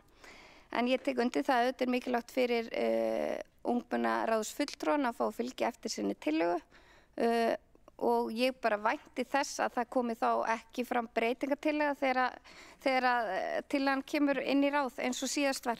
Takk fyrir. Borgarfulltrúinn hefur lokið við að svara andsvar, ekki að fleiri óska eftir því að veita andsvar undir þessa ræðu og telst á andsvörum lokið. Og þá göngum við til atkvæðagreiðslu. Atkvæðagreiðslu mál 3 á útsendri dagskrá. Það tillaga fulltrúa í ungmennaráði Laugardals, Háaleitis og Bústaða að gera fjármálalæsi að skyldufagi í 8. til 10. bekk í Reykjavík. Og borist hefur málsmeðferðartillaga að vísa umræddri tillögu til skóla- og frístundaráðs og greiði við þess vegna atkvæði þá tillögu. Og þeir sem eru sammála þeirri málsmeðferðartillögu vinsalast gefið þessi merki. Og málsmeðferðartillagan samþykkt með öllum greiddum atkvæðum. Við göngum þá til mál 4 á útsendi dagskrá. Það tillaga fulltrúa ungmennaráðs Laugardals, Bústaða og Háaleitis að umhverfis- og skipulagsráð bæti aðgengi gangandi og hjólandi vegfarenda í Skeifunni. og fyrstur til þess að taka til máls undir því máli er fulltrúinn Sverrir Logi Róbertsson.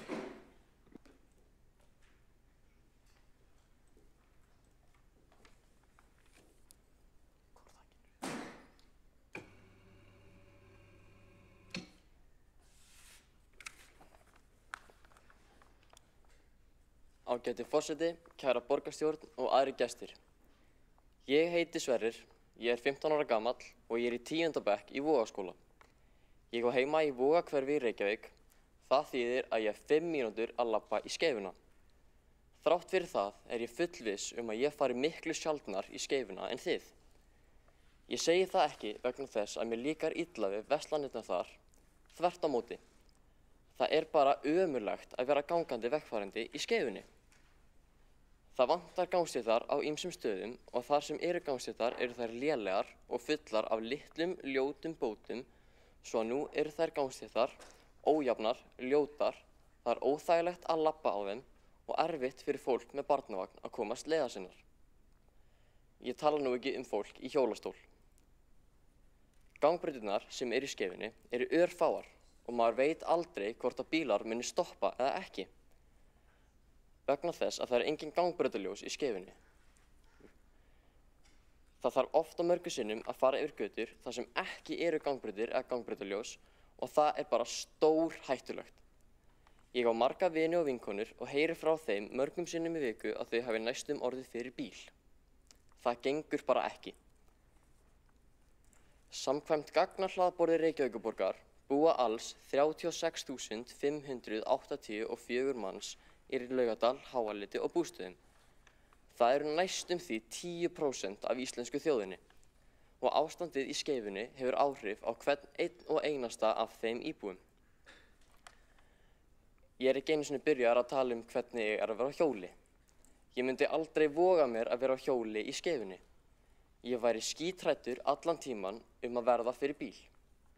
Alltaf þegar ég sé mannesku á hjóli í Skeifunni verð ég hræddur fyrir þeirra hönd. Ég og margt annað fólk fer þess vegna ekki jafn oft í Skeifuna og okkur hefði virkilega langað til vegna þess að það er ömurlegt að vera gangandi og hjólandi vegfarandi í Skeifunni. Svo er það bílaumferðin. Mörg bílastæði mættu vera á betri stað og það myndast alltaf umferðarteppa þar á álagstímum, sérstaklega milli Hagkaupa og Jysk. Ég er ekki sjálfur með bílpróf en ég þekki fólk sem að keyri stundum í Skeifunni. Því fólki finnst frekar leiðinlegt að keyra í Skeifunni. Aðkoman fyrir bíla er þröng og erfið og oft svo mikið af bílum að það er erfitt að komast leiðar sinnar. Svo er líka erfitt að vera á bíl í Skeifunni vegna þess að margt fólk gengur bara yfir götur hvar sem er vegna skorts á gangbrautum. Það vandamál væri hægt að leysa með því að setja fleiri gangbrautir og gangbrautaljós. Til að draga þetta saman þá er markmið tillögunnar að fjölga góðum gangstéttum, endurskipuleggja bílastæði og einnig bæta við fleiri gangbrautum og gangbrautaljósum. Með því værum við að bæta öryggi allra og ég trúi því að það sé eitthvað sem við öll viljum. Af hverju ekki að byrja sem fyrst? Takk fyrir. Fulltrúinn hefur lokið mál sitt og 2 hafa óskað eftir því að veita andsvar og fyrst þess að veita andsvar er fulltrúinn Sóley Mjöll Ásgeirsdóttir. Forseti, ágæta borgarstjórn, ég vil fá að taka innilega undir það sem framkom í ræðu ungmennaráðsfulltrúa Sverris Loga Róbertssonar en einnig benda á það að það eru alls ekki bara íbúar Laugardalsins sem að eiga erindi í Skeifuna. Þó að ég búi upp á Kjalarnesi þá er ég frekar oft þarna og ég furða mig á því að maður heyrir ekki af fleiri slysum þarna. Ég upplifi nánast alltaf óöryggi þarna hvort sem ég er farþegi í bíl eða gangandi. Já, takk fyrir mig. Fulltrúinn hefur lokið við það að veita andsvar. Óskar fulltrúinn eftir að svara andsvari? Nei. Og veitir þó næst andsvar fulltrúinn Anton Ingi Lárusson. Ágæti forseti, borgarstjórn og aðrir gestir. Ég er alveg mjög sammála hvað Sverrir, borgarfulltrúi segir. Oft hef ég þurft að fara í A4 til þess að fara í skiptibókamarkaðinn til að kaupa bækur fyrir skólarum. Og oft hef ég lent í því að vera í svo miklu traffíki að ég legg á stað klukkan 5, svo verð ég komin heim klukkan 8. Og alveg mjög alvöru vandamál. Sko, þetta alveg bara skelfilegt, sko. Það þarf eitthvað að gera í þessu. Takk fyrir mig. Fulltrúinn hefur lokið við það að veita andsvar og ekki hafa fleiri óskir eftir því að veita andsvar undir þessari ræðu og telst á andsvörum lokið. Og næst á mælendaskrá borgarfulltrúinn Líf Magnúsdóttir.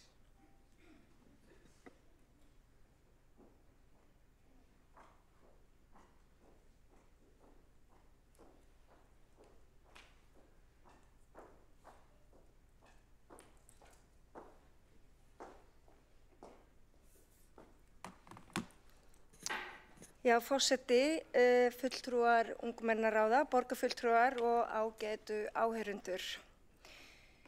Ég ætla að leyfa mér að taka heilshugar undir með Sverri Loga Róbertsinni fulltrúa í ungmennaráði Laugardals, Háaleitis og Bústaða sem tala hér fyrir alveg frábæri tillögu sem ég myndi vilja samþykkja bara strax og hefjast handa.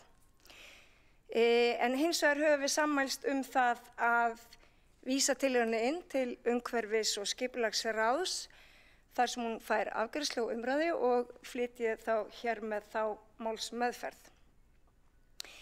Skæfan samt alveg magnað fyrirbæri og hún vekur upp ótal ólíkar tilfinningar, að minnsta kosti hjá mér.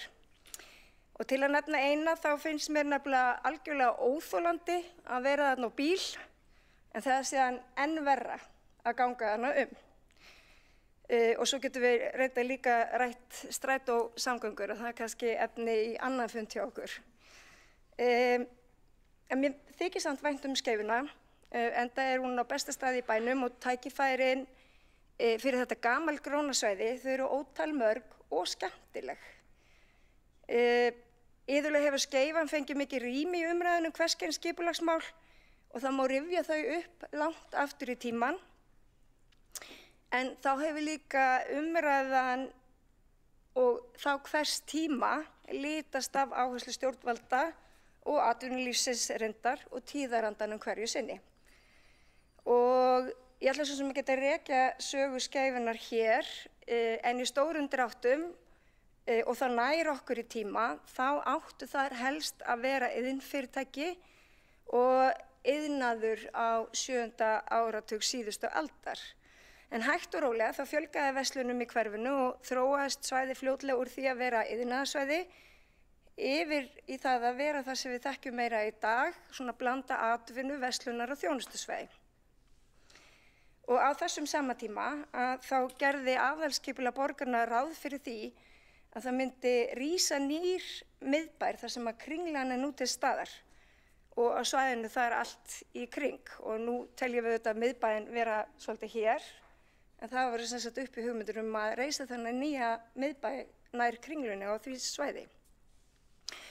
Og í þessum nýja miðbæ að það átti að vera fjöldinn allur af verslunum og næg bílastæði, mikil áhersla lögð á það. Það gekk hins vegar ekki eftir að því að yfirvöld líklega drógu lappirnar og þær fyrirhuguðu verslanir sem átti að vera í nýja miðbænum, þær tók að dreifast borgina og þar með talið í Skeifuna. Og áður en einhver réði við, þá var til nýr miðbæjarkjarni eins konar í kringum þetta grensasvæði. Og upp úr því þá var hverfið vinsælt enda afar fjölbreytt þjónusta sem borgararnir sóttu mikið í. En þrátt fyrir þessa vinsældir, aukins fjölbreytts framboðs verslana, iðnaðar og þjónustu og góðan vilja borgarfulltrúa og stjórnvalda til að hanna og fyrirskipa ýmislegt sem átti að gera svæði göngu og manneskjuvænt, þá hefur ekkert gengið eftir. Til dæmis til deiliskipulag frá 2004 þar sem allt gatna- og göngustígakerfið endur skilgreint sem og gæði útírýmisins. Enda viljum við geta séð eitthvað fallegt þegar við erum að ganga ekki bara græna veggi eða gráar götur.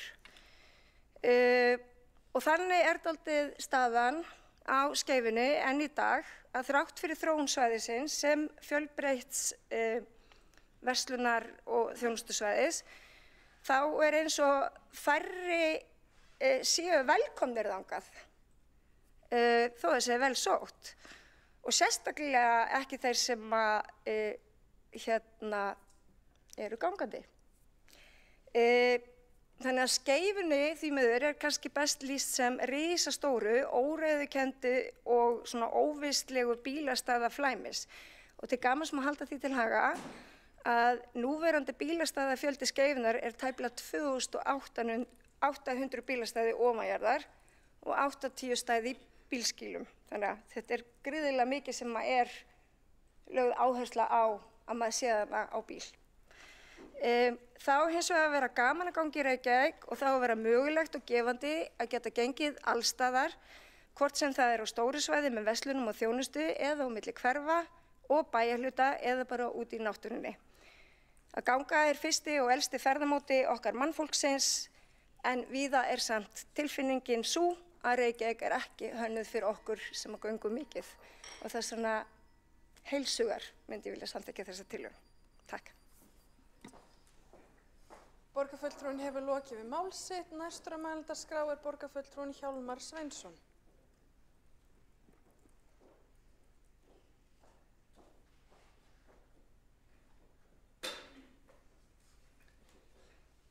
Forseti, ágæta borgarstjórn, já ég fann nokkrar myndir af svæðinu bara til að rifja upp. Við þekkjum þetta auðvitað öll en það oft forvitnilegt og gaman að sjá svona einmitt úr lofti. Og við sjáum það þarna að það engar ýkjur að þetta ekki sérstaklega svona, hvað maður að segja, vistvænt mannvænt svæði sko, en þetta mjög bílvænt svæði, en allir bílarnir þarna eru auðir. Og það einkenni á bílaumferðinni að bílar, það hafa kannanir sýnt, eru 95% auðir. Það engin í þeim.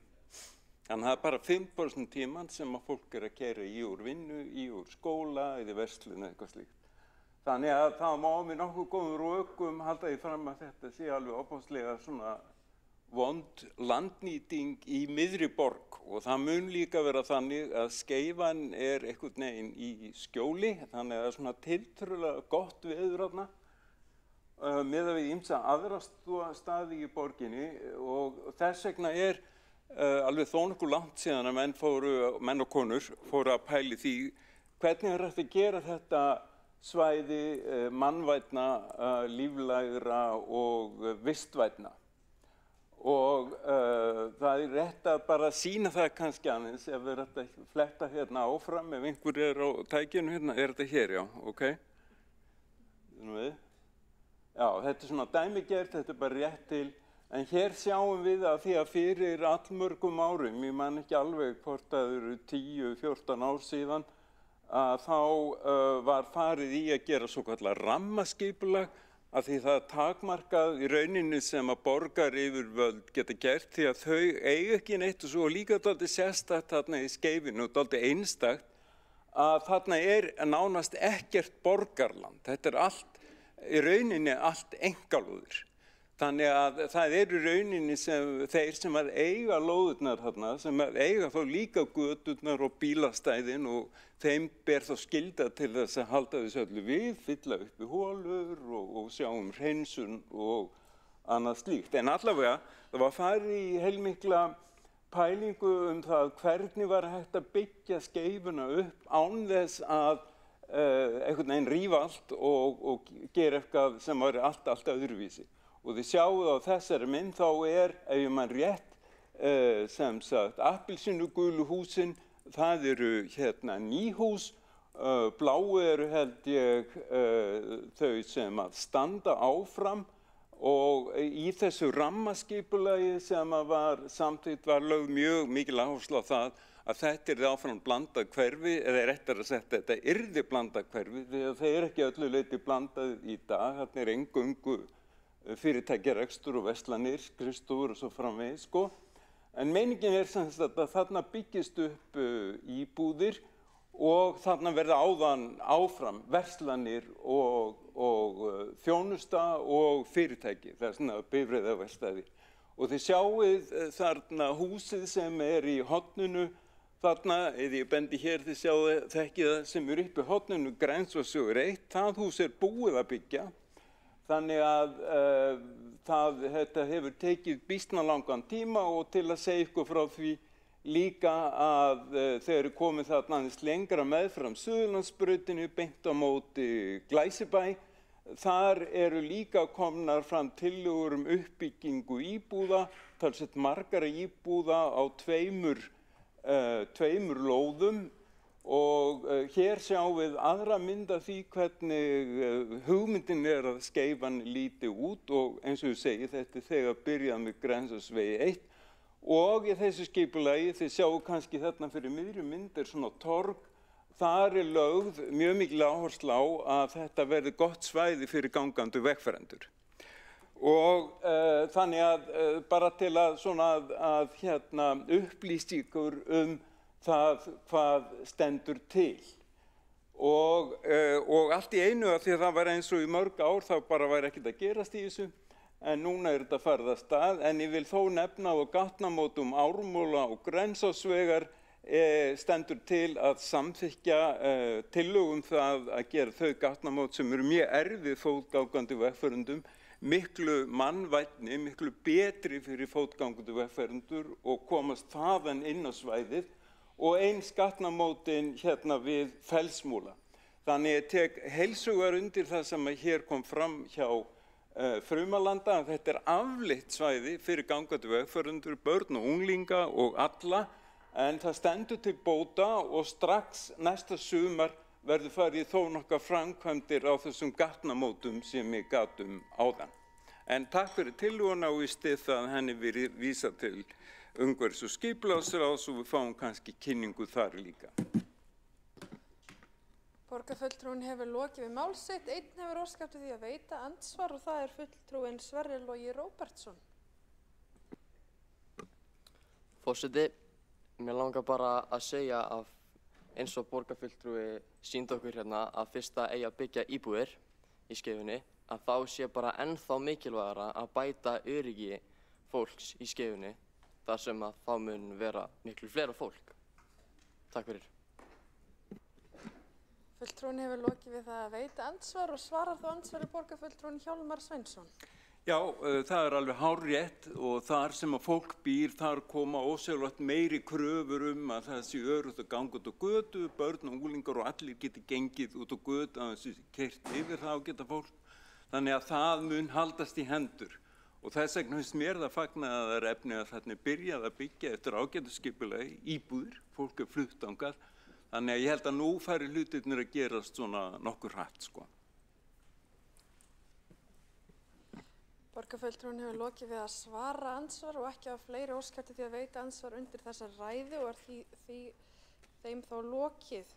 Og við göngum til atkvæðagreiðslu mál 4 á útsendu dagskrá. Það tillaga fulltrúa ungmennaráðs Laugardals, Bústaða og Háaleitis að umhverfis- og skipulagsráð bæti aðgengi gangandi og hjólandi vegfarenda í Skeifunni. Borist hefur málsmeðferð tillaga að tillögunni verði vísað til umhverfis- og skipulagsráð og því göngum við til atkvæðagreiðslu þá tillögu. Þeir sem eru sammála málsmeðferðartillögunni vinsamlegast gefið þess merki. Nú vantar Kjartan í salinn, borgarfulltrúa. Við hringjum inn. Áður en við höfum atkvæðagreiðslu.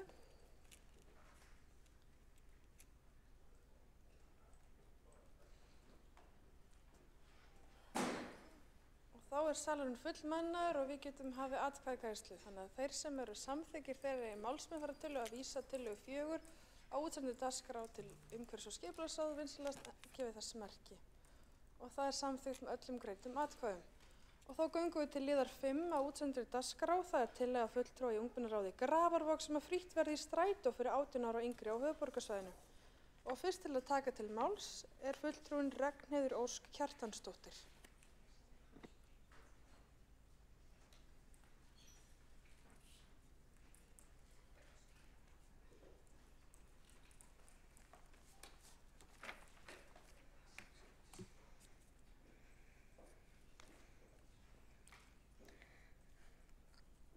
Ágæti forseti, kæra borgarstjórn og aðrir fundargestir. Tillaga okkar í ungmennaráði Grafarvogs að Reykjavíkurborg bjóði íbúum sínum 18 ára og yngri frítt í strætó. Strætó grunnurinn í samgöngukerfi höfuðborgarsvæðisins og gegnir mikilvægu hlutverki í því að draga á loftmengun með fækkun einkabíla. Samhliða því eru áætlanir borgarlínu, nýtt og metnaðarfullt samgöngukerfi sem á að gera almenningssamgöngur skilvirkari og aðgengilegri fyrir fólk. En eins og stendur á vef borgarlínunnar markmiðið að fjölga þeim sem nýta sér almenningssamgöngur og ef ferðir ungmenna yrðu kostnaðarlausar myndi sá hópur notenda stór aukast. Við teljum að með því að leyfa einstaklingum 18 ára og yngri að ferðast frítt með strætó sé verið að leggja grunn að því að það að ferðast með strætó verði sjálfsagður valkostur sem myndu svo halda áfram að nýta sér í framtíðinni. Ekki komin tími til að ala upp kynslóð sem hefur jákvætt viðhorf á almenningssamgöngur? Að notkun þeirra sé ekki valkostur sem kemur á eftir einkabílnum? Því ef við að vera hreinskilin þá viðhorf ungmenna gagnvart strætó neikvætt út frá okkar eigin reynslu. En það sést einnig greinilega á bílastæðum menntaskóla og háskóla sem að tróðfyllast daglega. Gjaldtaka frá 12 ára aldri ekki til þess fallin að hvetja til frekari nýtingar, þar sem þetta einmitt aldurinn þar sem unglingar eru komið með aukinn þroska og traust foreldra til að ferða sjálfstætt milli staða í borginni með strætó. Borgin ætti þess vegna frekar að styðja við áframhaldandi notkun strætó fyrir 12 ára eldri með að bjóða frítt aðgengi að þjónustunni. Allt þetta myndi einnig stuðla að auknu jafnrétti þar sem allir unglingar óháð efnahag hefðu aðgang að almenningssamgöngum. Sumar fjölskyldur hafa lágar tekjur og ráða ekki við kostnaðinn á strætókorti fyrir börnin sín og þá sérstaklega þegar unglingur ekki í vinnu. Þetta myndi auðvelda ungmennum að nýta almenningssamgöngur og því meiri aðgangur að strætó, því greiðara aðgengi eiga þau að félagslegum og menntunarlegum tækifærum og aukinni þátttöku í samfélaginu. Meiri notkun að strætó eykur þroska, sjálfstæði og ábyrgð til að læra að nýta samgöngukerfið á eigin forsendum. Ef fleiri myndu nýta strætó, myndi notkun einkabíla minnka, dregið úr mengun, umferð og losun gróðurhúsalofttegunda. Þetta allt ákaflega mikilvægt fyrir sjálfbærni og umhverfisvernd sem auðvitað markmið okkar allra. En þegar við skoðum nýjustu tölur samkvæmt umhverfiskönnun Gallup, sýna þær að aðeins 5% íbúa borgarinnar nýta strætó reglulega. Þá ljóst að strætó ekki að gegna mikilvægum tilgangi sínum að draga úr mengun og umferð. Þessi lága nýting gefur til kynna að kerfið sé ekki að ná þeim árangri sem við vonumst eftir til að stuðla að sjálfbærni og umhverfisvernd. Ef við ætlum að nýta strætó til að bæta loftgæði og draga úr umferð, þá verður að bæta aðgengi og hvetja til meiri notkunar, sérstaklega hjá ungu fólki, framtíðan notendum sem getur orðið fyrirmyndir í þessu á sviði umhverfismála. Akureyri hefur verið með ókeypis strætó í mörg ár og með góðum árangri. Þrátt fyrir að bærinn sé minni en Reykjavík, þá þetta mikill metnaður að halda slíkri þjónustu úti. Þessi minni bæjarfélög hafa oft minna fjármagn til að ráðstafa í slíka þjónustu. Minni notkun einkabíla, eins og ég minntist á áðan, ætti líka að skila sér í minna malbiksliti og lækkun viðhalds og kostnaðarþátta fyrir borgina. Þegar við skoðum önnur lönd sem hafa innleitt ókeypis almenningssamgöngur, sjáum við að getur verið ávinningur. Luxemborg innleiddi ókeypis strætó árið 2020, meðal annars til að draga úr umferð, þar sem landið í 12. sæti yfir þau lönd sem eiga flesta bíla, samkvæmt tölum frá Sameinuðu þjóðunum. Þó að bílaeignin sé há, hefur þetta skilað sér í minni umferð, betri loftgæðum og aukinni nýtingu almenningssamgangna. Bílaeign hér á Íslandi mjög svipuð. Við erum í 14. sæti yfir lönd sem eiga flesta bíla. Þannig það alveg raunhæft að við getum tekið þessa leið til að draga úr umferð og mengun. Með því að skoða þessi dæmi getur Ísland haft hagnýtan ávinning af því að innleiða gjaldfrjálsan strætó. Það óhætt að segja að þessi komið tími til að nýta slíkar hugmyndir og skapa sjálfbærara og mengunarminna samfélag. Við hvetjum því Reykjavíkurborg til að taka þetta mikilvæga skref í átt að þessu. Ekki bara til að bæta núverandi aðstæður, heldur til að tryggja betri framtíð fyrir komandi kynslóðir. Við getum öll haft áhrif og við höfum vald til að gera breytingar sem munu gagnast okkur öllum. Takk fyrir mig.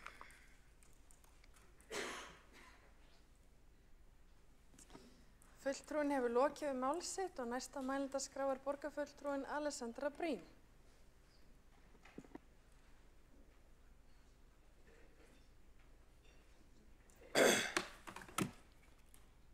Forseti, borgarstjórn, Reykjavíkurráð ungmenna og aðrir góðir gestir. Hér til umræðu tillaga það að gefa ókeypis í strætó fyrir 18 ára og yngri. Það frábær hugmynd og raunar svo góð hugmynd að hún var ein af kosningaáherslum okkar Pírata í borgarstjórnarkosningunum 2022. Þetta er aldurshópur sem er almennt séð ekki mikið að keyra, nema mögulega síðasta árið af þessum tímabili. Þau þurfa mikið að flakka borgina vegna skóla, íþrótta, félagslífs og tómstunda og þetta eru akkurat árin þar sem fólk er að mynda sér reynslu og vana sem endast út lífið. En á sama tíma er þetta aldurshópur þar sem fólk er ofta ekki með neina rosalegar upphæðir milli handana. Við viljum hvetja fólk til að nota almenningssamgöngur til þess að ganga, hjóla eða ferðast með öðrum hætti en á einkabíl. Við viljum draga úr skutli, við viljum draga úr umferð, við viljum draga úr mengun, við viljum auka jöfnuð. Reynslan af því að gefa ókeypis í strætó almennt og fyrir alla, þar sé ekki bara fyrir 18 ára og yngri, er því miður svolítið þannig að þá vissulega eykst notkun á almenningssamgöngum en yfirleitt er það ekki fólk sem annars væri á bíl, heldur þau sem annars væru gangandi, hjólandi eða heima hjá sér. Þess vegna er það almennt séð ekki álitin besta leiðin til þess að draga úr mengun eða umferð að gefa ókeypis í strætó. Til þess að gera það, ef við leitum í fræðin, þurfum við að nota þá peninga sem við höfum í málaflokknum til þess að annars vegar koma upp sérrými, svo að vagnarnir séu ekki alveg jafn fastir í umferð og allir aðrir og geti komið hratt leiðar sinnar og svo alveg sérstaklega þarf að auka tíðni ferða. Það er algjör lykilbreyta þegar kemur að því hvort að fólki finnst þess virði að nota almenningssamgöngur, hvort að strætó kemur á 5 til 7 mínútna fresti eða 20 til 30 mínútna fresti. Og svo ég tala nú ekki lengri bið. Það breytir því að þú þarft þá ekki að hlaupa til að ná ákveðnum vagni sem er svo kannski rosalega seinn eða aðeins svo snemma svo þú mistir af honum þarft að bíða. Heldur skiptir kannski bara ekki máli nákvæmlega hvenær þú mætir. Þú pælir ekki í því. Þú bara ferð á biðstöðina, þú bíður kannski í 1 til 6 mínútur eftir atvikum. En þú þarft ekki að vera að pæla í einhverri tiltekinni ferð, þú mætir bara á stöðina og þú veist að það er vagn eftir smástund. Það breytir alveg upplifuninni og það er reynslan frá Evrópu og víðar að þessi munur skiptir algjöru lykilmáli þegar kemur að eitthvað fólk er yfir höfuð tilbúið til að treysta á almenningssamgöngur eða finnst að þurfa að vera á bíl. Þess vegna höfum við lagt höfuð áherslu á að koma upp þannig kerfi, sett allt okkar svigrúm í að taka upp borgarlínu, í að taka upp nýtt leiðakerfi í millitíðinni sem með tíðari ferðir og í að þétta byggð. Eftir að endurskoðun samgöngusáttmála kláraðist núna síðasta ári þá fór það loksins í gang aftur en hefði verið ákveðnu frosti meðan endurskoðunin var í gangi. Allt fjármagn sem átti að fara í það var fast. En á þessu ári á þess að þetta gerast að nýtt félag verið stofnað rekstur strætó og borgarlínu og nýja leiðakerfið verið tekið í notkun. Þess vegna höfum við líka viljað þétta byggð í kringum leiðakerfið svo að sem flest búi þar sem að tíðarferðir eru áreiðanlegar svo að fleiri verslanir og þjónustar séu í göngu og hjólafæri. Glöggir áheyrendur hafa kannski tekið eftir því að þetta með tíðnina og sérrýmið og bílana gildir notendur almennt. Unglingar og börn geta verið ákveðin undantekning á þessu. Það að gefa frítt í strætó fyrir unglinga og börn getur vel verið mjög góð ákvörðun. Auðvelda þeim lífið og undirbyggt það að fleiri vilja nota almenningssamgöngur eftir því sem fram í sækir. Og eins og ég segi, þetta var stefna Pírata í borgarstjórnarkosningunum og meira en það að við náðum málamiðlun að gera það í meirihlutaviðræðum að hafa ókeypis strætó fyrir 16 ára og yngri. En það gerðist ekki. Af hverju gerðist það ekki? Við tókum samtalið inn í strætó og ég var fulltrúi þar á fyrsta árinu eftir kosningarnar og var að formaður stjórnar. Og það var ekki samstaða meðal stjórnarinnar að fella niður gjaldtökuna fyrir aldurshópinn. Enda hefði það kostað peninga og tíma rétt eftir COVID þar sem að strætó var í miklu vandræðum og sveitarfélögin líka og við bara einfaldlega gátum það ekki. Allan ekki öll sveitarfélögin. Það gerir það verkum að Reykjavíkurborg, ef hún ætlaði að fara í það ein, hefði ekki bara þurft að fella niður gjaldtökuna heldur hefði þurft að kaupa farmiðana fyrir alla fullu verði og greiða mótframlagið sem að Reykjavíkurborg greiðir með notkuninni. Sem gerir það verkum að það er miklu dýrara. Ég viðurkenni að ég man ekki nákvæmlega upphæðina og enda hefur við breytileg eftir því hversu mikið notkunin hefði aukist en það hljóp á 100 milljóna ef ekki rúmlega milljarði, ég man það ekki alveg. Það var allavega þannig að okkur féllust hendur og við bara áttaðum okkur því að við gætum þetta ekki. Og það er 16 ára, það er ennú dýrara ef við færum í 18 ára. Ég er hins vegar mjög efnislega sammála því að þetta væri góð ákvörðun og kannski er þetta aðeins mögulega að breytast núna þegar að nýtt félag er að vera til rekstur strætó og borgarlínu saman. Þar kemur ríkið inn í reksturinn og það kemur meiri peningur inn og ég held að, og rekstrarformið verður líka aðeins öðruvísi þannig að mögulega verður það ekki alveg eins þannig að öll sveitarfélögin þurfa að vera sammála að gera það. Ég veit það ekki ennþá hvernig því verður lent, svo ég held að þessi tilvalið að vísa þessu máli áfram og ræða þetta. Ég held reyndar að fólk vilji einbeita sér ennþá að því að endurnýja vagnarflotann, undirbúa borgarlínu, nýja leiðakerfið, en ég vil ræða þetta áfram. Þannig ég legg til að þessu sé vísað í umhverfis- og skipulagsráð og þaðan verður ég væntanlega að vísa til strætó í framhaldinu. Ég held að þetta verði á endanum gert, en akkurat eins og staðan í dag þá hefur þetta verið of dýrt til að fara í þetta, en þetta er góð hugmynd. Borgarfulltrúinn hefur lokið við mál sitt. Næst á mælendaskrá er borgarfulltrúinn Ásta Þórdís Skjaldal Guðjónsdóttir.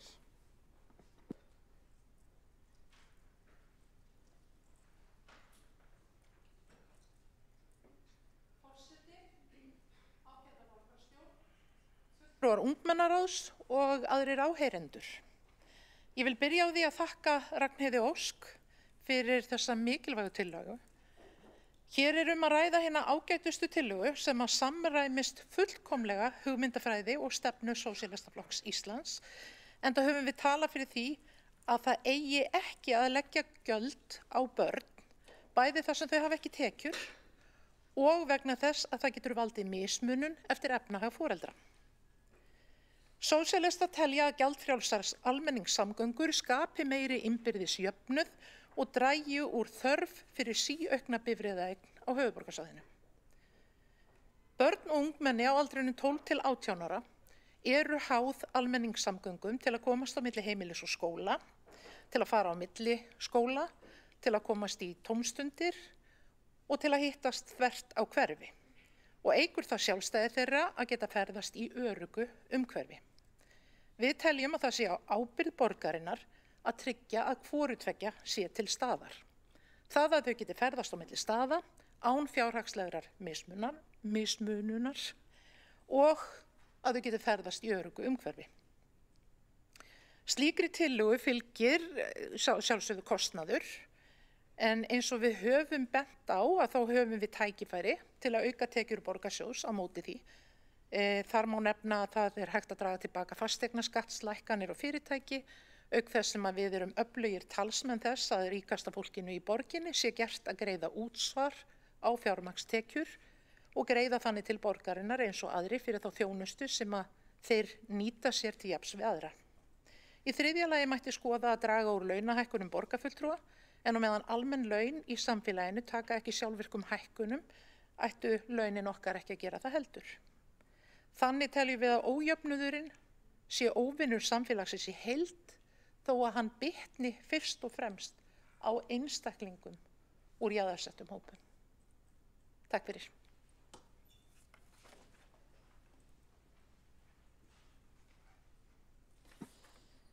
Borgarfulltrúinn hefur lokið mál sitt og telst á umræðu þennan lið lokið og við greiðum atkvæði lið 5 á útsendri dagskrá. Það er til að fulltrúi ungmennaráði Grafavog sem að frítt verði í strætó fyrir 18 ára og yngri á höfuðborgarsvæðinu og borist hefur málsmeðferðartillaga að vísa þessari tillögu til umhverfis- og skipulagsráðs og við greiðum því atkvæði þá málsmeðferðartillögu. Og nú vantar fulltrúa í salinn, er það ekki rétt skilið hjá forseta? Já, og þá er borðin fullmennuð. Og við greiðum atkvæði tillögu 5 og þá málsmeðferðartillögu sem borist hefur hana að vísa málum til umhverfis- og skipulagsráðs. Þeir sem eru samþykkir vinnslegast gefa þessu merki og það er samþykkt með öllum greiddum atkvæðum. Og þá göngum við til 6. liðar á útsendri dagskrá. Það er til að fulltrúi ungmennaráði Árbæjar og Holta aukið samstarf grunn- og framhaldsskóla vegna framhaldsskólakynninga. Og fyrst til að taka til máls er fulltrúin Magnea Þórey Guðlaugsdóttir.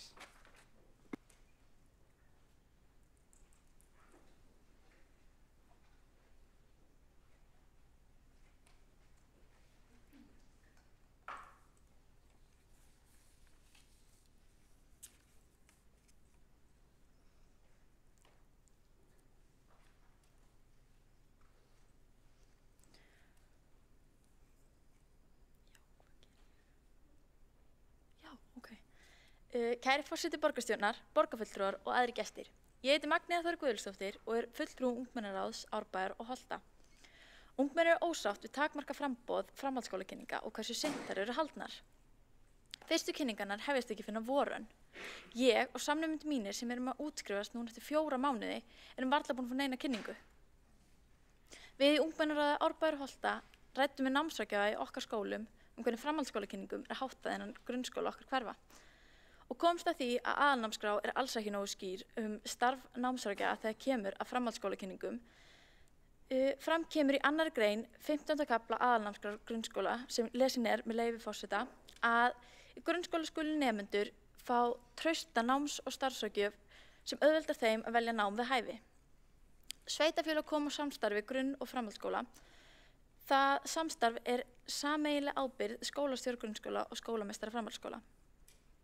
Í samstarfinu felst ábyrgð á upplýsingagjöf milli skóla og til nemenda og foreldra nám á framhaldsskólastigi og hvernig samstarfi verður best háttað.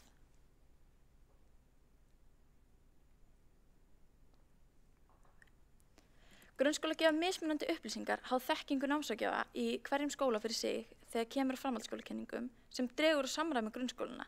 Það gerir það að verkum að nemendur í sumum skólum eiga mikið erfiðara með val á framhaldsskólum en aðrir sem fá almennilega fræðslu og eiga þá mikið auðveldar með að velja nám við hæfi. Við fórum yfir barnasáttmála Sameinuðu þjóðanna og tókum sérstaklega eftir að miðað við hvernig þessu er háttað í dag þá uppfyllir þetta ekki skilyrði 2 greina barnasáttmálans eða 17. og 29. grein sem snúa að aðgengi að upplýsingum og markmiði menntunar. Hér er dæmi framhaldsskólakenningu sem okkur finnst að mætti bæta. Annarkvört ár er framhaldsskólakenningin Mín framtíð haldin í Laugardalshöllinni. Hvernig virkar Mín framtíð, spyr ég eflaust. Í dag er kenningin Mín framtíð haldin annarkvört ár fyrir nemendur í 9. og 10. bekk miðjan mars og er kenningin verkefni hjá fyrirtækinu Verkinn sem unnin í samstarfi við bæði sveitarfélög og barna- og menntamálaráðuneytið. Á framhaldsskólakenningunni fá öll ungmenni einstakt tækifæri á að fræðast þær fjölbreyttu og mismunandi brautir sem í boði eru í framhaldsskólum landsins. Framhaldsskólakenningin Mín framtíð getur við skipt sköpum fyrir okkur ungmennin sem eru að reyna átt okkur á því hver við viljum að framtíðin okkar verði. Ég og samnemendur mínir erum hluti af þeim óheppna hópi sem fær kynninguna þegar einungis nokkri mánuðir eru í útskrifumst úr grunnskóla. Við sjálf í ungmennaráði eigum fólk í okkar lífi sem hefur fundið sér draumanám í gegnum framhaldsskólakenningu en ekki komist í það nám þar sem tíminn var of stuttur til að uppfylla skilyrði námsins. En af hverju er þetta svona? Væri ekki réttra að fá kynningu í upphafi lokaárs okkar í grunnskóla svo við getum sett okkur markmið til að komast í það nám sem við viljum fara í. Við viljum að kynningin verði haldin á hverju ári fyrir 10. bekk að hausti til í stað þess að hún sé haldin á öðru hverju ári fyrir bæði 9. og 10. bekk að vori til. Við teljum að með árlegum framhaldsskólakynningum þá auki það samskipti á milli námsráðgjafa, kennara grunnskóla og framhaldsskóla. Því ætti að vera mun betri upplýsingagjöf til ungmenna í framtíðinni. Þar sem þetta er ferli sem flestir ganga einhvern tímann í gegnum ætti þetta að vera framkvæmt almennilega. Það myndi draga töluvert úr því að nemendur skipta margir skóla eftir fyrstu haustönuna því námi var ekki við hæfi fyrir þau. Ef kynningar myndu byrja á haustönn 10. bekkjar hafa nemendur enn tíma til þess að standa sig nógu vel í námi í 10. bekk til þess að ná inntökuskilyrðum framhaldsskólans sem hentar þeim best. Með þessum breytingum geta unglingar sett sér markmið með við það sem þau læra á þessum kynningum og frætt sér meira þá braut sem þau telja að muni henta þeim best. Því leggjum við til að skóla- og frístundaráð samþykkja að auka samstarf grunn- og framhaldsskóla í Reykjavík þegar kemur að framhaldsskólakynningum og hvetji til þess að stóra framhaldsskólakynningin verði haldin árlega að hausti til. Takk fyrir mig. Fulltrúin hefur lokið mál sitt og næstur á mælendaskrá borgarfulltrúin Kjartan Magnússon.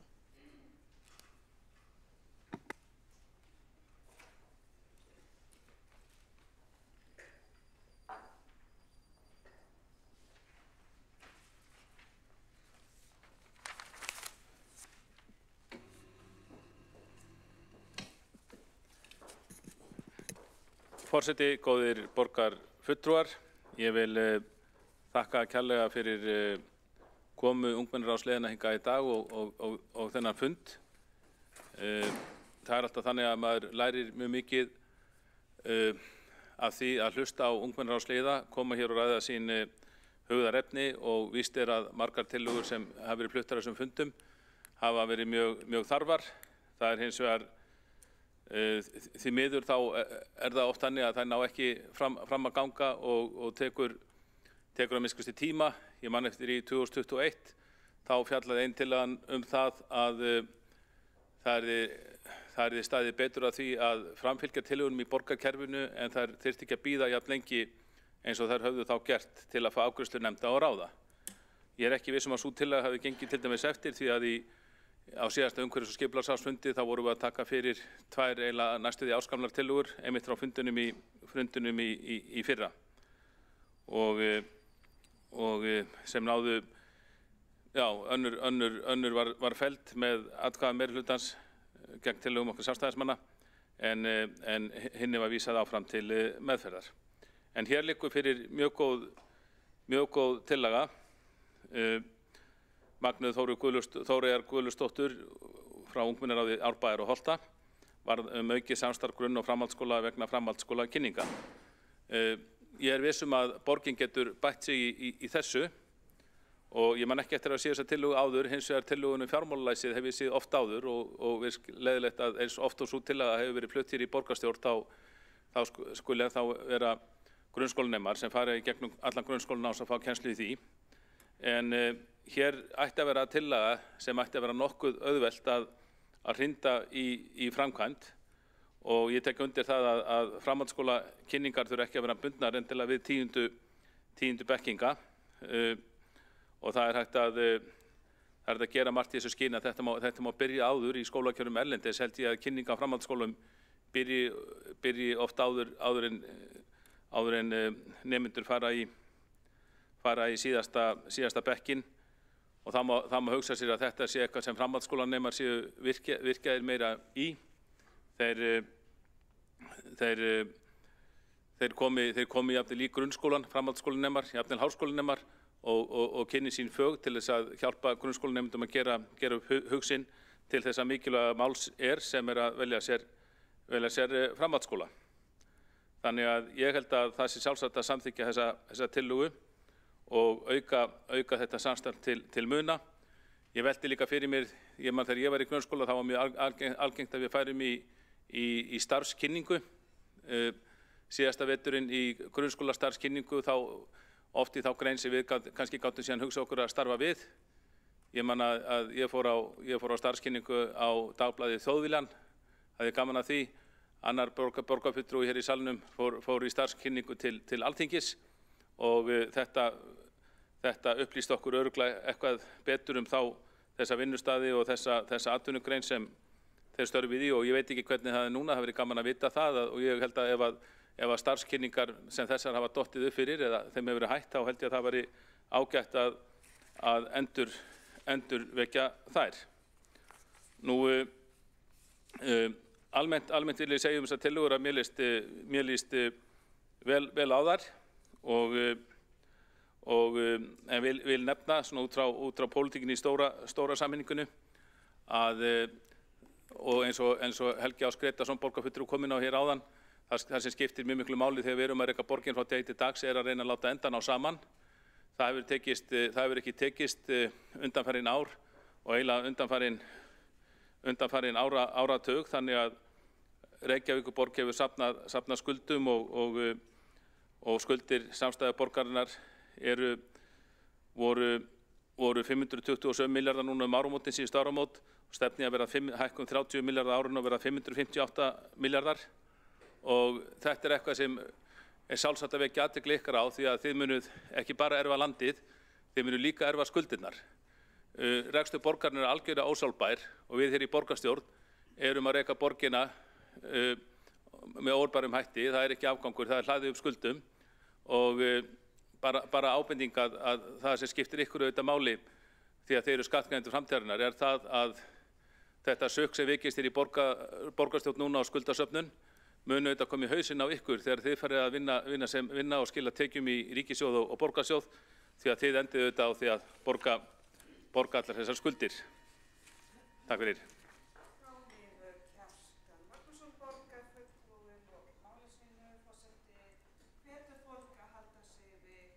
Innihald tillögu tillögu flytjenda. En næst á mælendaskrá er Jóhanna Dýrun Jónsdóttir, borgarfulltrúi.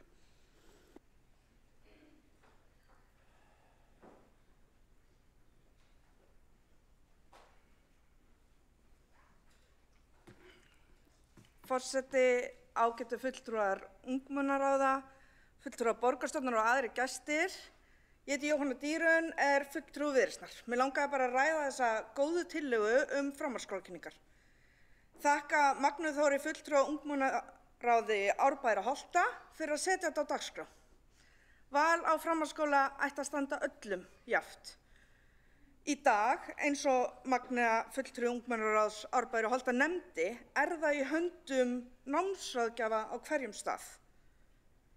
Og tel ég að kanna með að koma á samræmdum kynningum væri ábát fyrir alla. Ég þekki auðvitað ekki að vera nemandi í 10. bekk og hafa val margar kynningarleiðir, en aftur á móti hef ég verið foreldri barna sem útskrifast úr ólíkum grunnskólum og var gífurlegur munur á að sjá. Og þykir mér algjörlega óeðlilegt að það bitni á framtíðum nemenda hversu mikill metnaður lagður í kynningar á hverjum stað fyrir sig.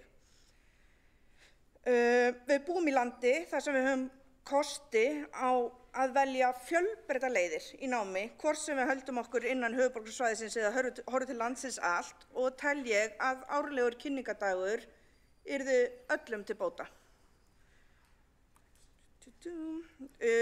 Ég þekkti því miður ekki það sem nefnt var framtíðin mín, en nefndi mitt eigið dæmi það sem ég nefndi framadaga, sem notað í háskólasamfélaginu. Þá koma aðilar atvinnulífsins að, eru með bása og kynna sína starfsemi. Okkur tínt rætt kostnað í dag og fjárhagsstöðu. Ég held að þetta sé liður sem ætti ekki að vera kostnaðarþungur í framkvæmd. Þegar kemur að framboð og eftirspurn, þetta er ekki mjög flókið lögmál, þó ég sé auðvitað ekki sérfróð rekstur grunnskóla, þá held ég að þarna gildi bara almennt að nemendur sem sækja í skólanum koma til með að greiða þar skólagjöld og eru þar af leiðandi eftirsóknarverður kostur.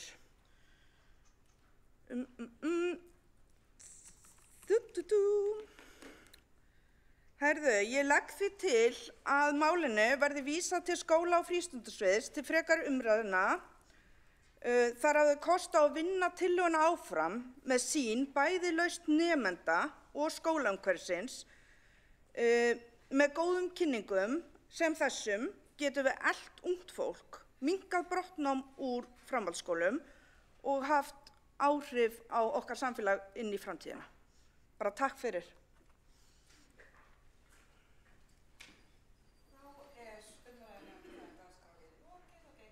Atkvæðagreiðslu, það eru ekki allir í salnum.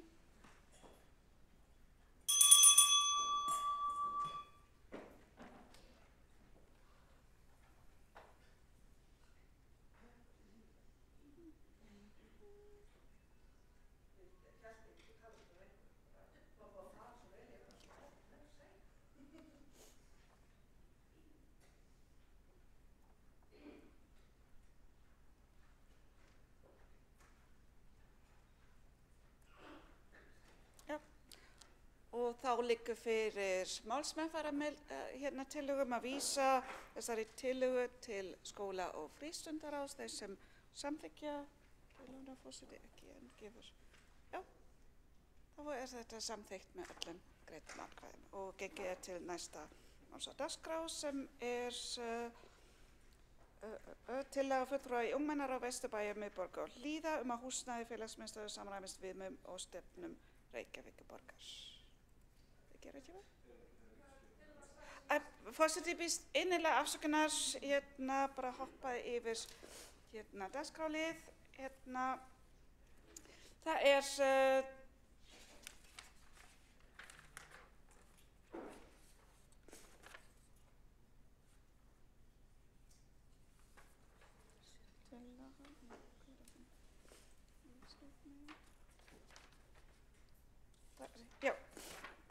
Það þá tillaga fulltrúa ungmennaráðs Vesturbæjar, miðborgar og Hlíða lífsleikni sem sérstakar námsgrein og samræmda áherslu kennsluaðferð, og það er Ragnheiður Andrésdóttir fulltrúi í ungmennaráði Vesturbæjar, miðborgar og Hlíða sem flytur tillögu.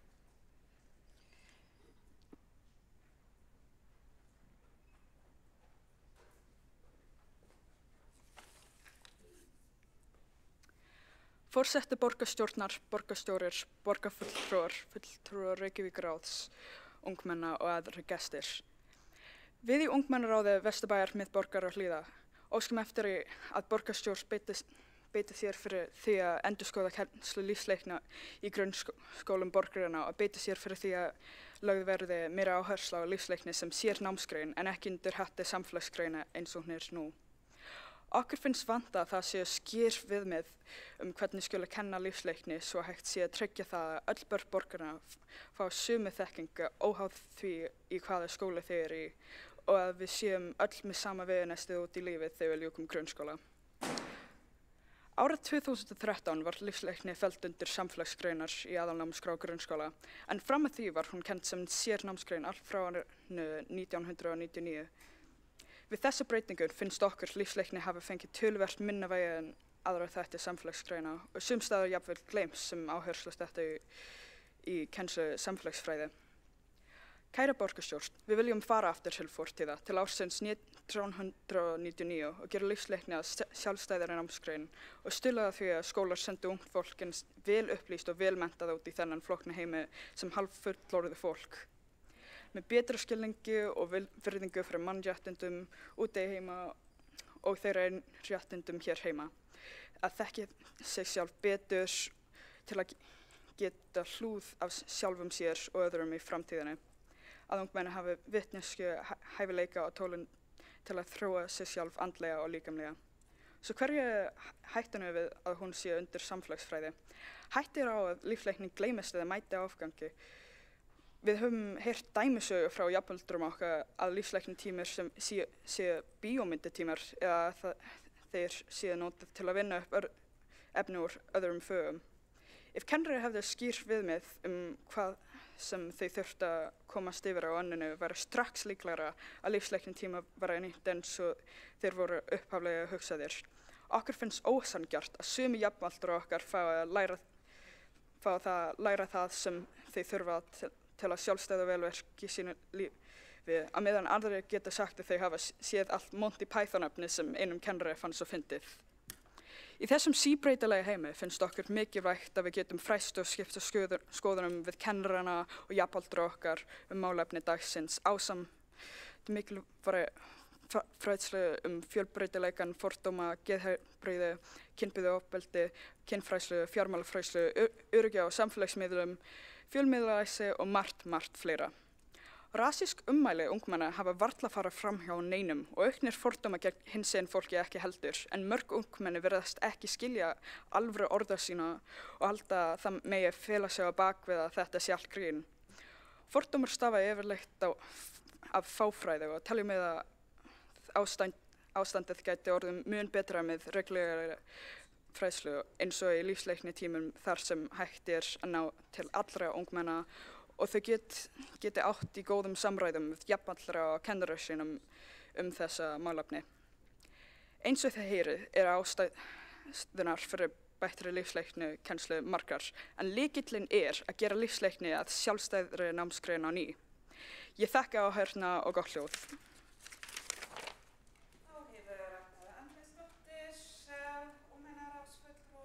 Máli sínu og næst á mælendaskrá Magnea Gná Jónsdóttir, borgarfulltrúi.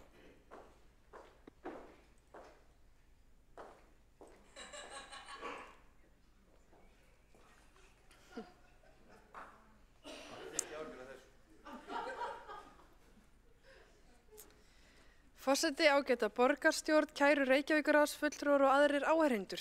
Ég vil byrja á því að fagna þessum fundi og þakka fulltrúum Reykjavíkurráðs fyrir þeirra tillögur og þeirra starfi í þágu ungmenna í Reykjavík. Hér ræðum við tillögu frá fulltrúa í ungmennaráði Vesturbæjar, Miðbæjar og Hlíða lífsleikni sem sérstaka námsgrein og samræmdar áherslur og kennsluaðferðir. Þótt almennt væri lítið fyrir lífsleikni ljóst að lífsleikni mjög mikilvæg námsgrein. Þar lögð áhersla á að hagnýta kennslu í þjálfun í viðfangsefnum sem nýtast sem verkfæri í lífinu sem framundan er.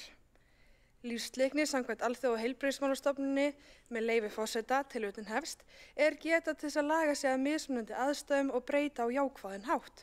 Sú geta gerir okkur kleift að takast á við kröfur og áskorunir daglegs lífs. Tilvitnun lýkur. Kjarnaþættir í lífsleikni að taka ákvörðun, leysa mál, skapandi hugsun, gagnrýn hugsun, góð tjáskipti, góð samskipti, sjálfsvitund, takast á við tilfinningar og takast á við streitu og álag. Allt er þetta þættir sem skipta máli í lífinu og það skiptir máli að við höfum þekkingu á og hæfni í þeim til að mæta þeim áskorunum sem verða á vegi okkar í lífinu. Að búa í samfélagi krefst þess að við getum átt í góðum samskiptum við hvort annað. Í skólastarfi og í atvinnulífinu þurfum við að geta leyst mál með skapandi hugsun og tekist á við álag og streitu. Þáttaka í samfélagsumræðu og í lýðræðinu krefst þess að við getum horft á hlutina með gagnrýnni hugsun. Og sjálfsvitund og tilfinningagreind skiptir okkur máli alla daga. Ör samfélagsbreyting, meðal annars vegna tæknibreytinga og aukin upplýsingaóræða, gerir lífsleikni enn mikilvægari. Enda horfur heimurinn við ungu fólk í dag og annan hátt en hann gerði fyrir þau sem eru eldri. Hraðar samfélagsbreytingar kalla á annars konar fræðslu. Við þurfum til dæmis að temja okkur gagnrýna hugsun til að skilgreina falsfréttir frá staðreyndum.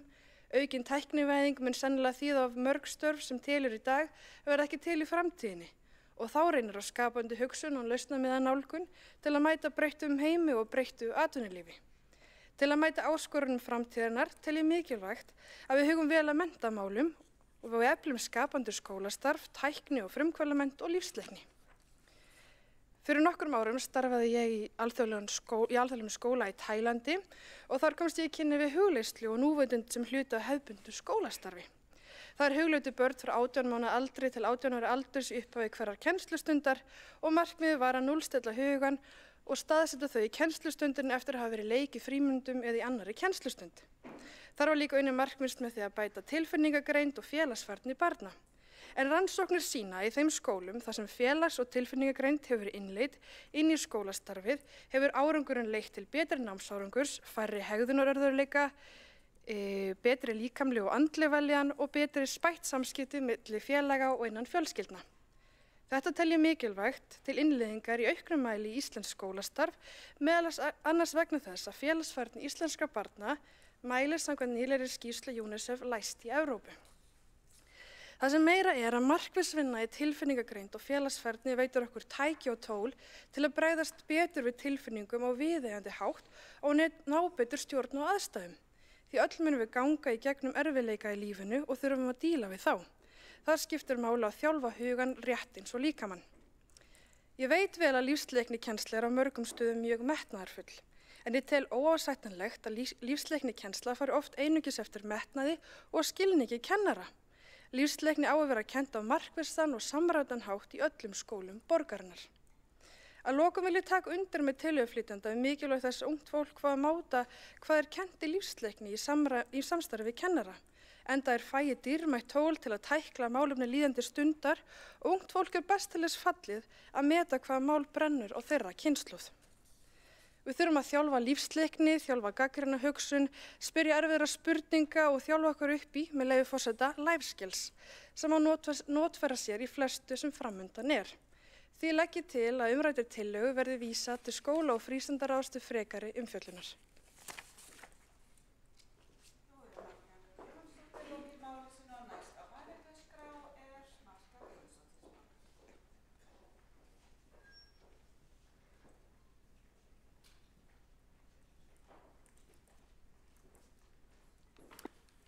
Forseti, ágætu borgarfulltrúar og fulltrúar Reykjavíkurráðs ungmenna.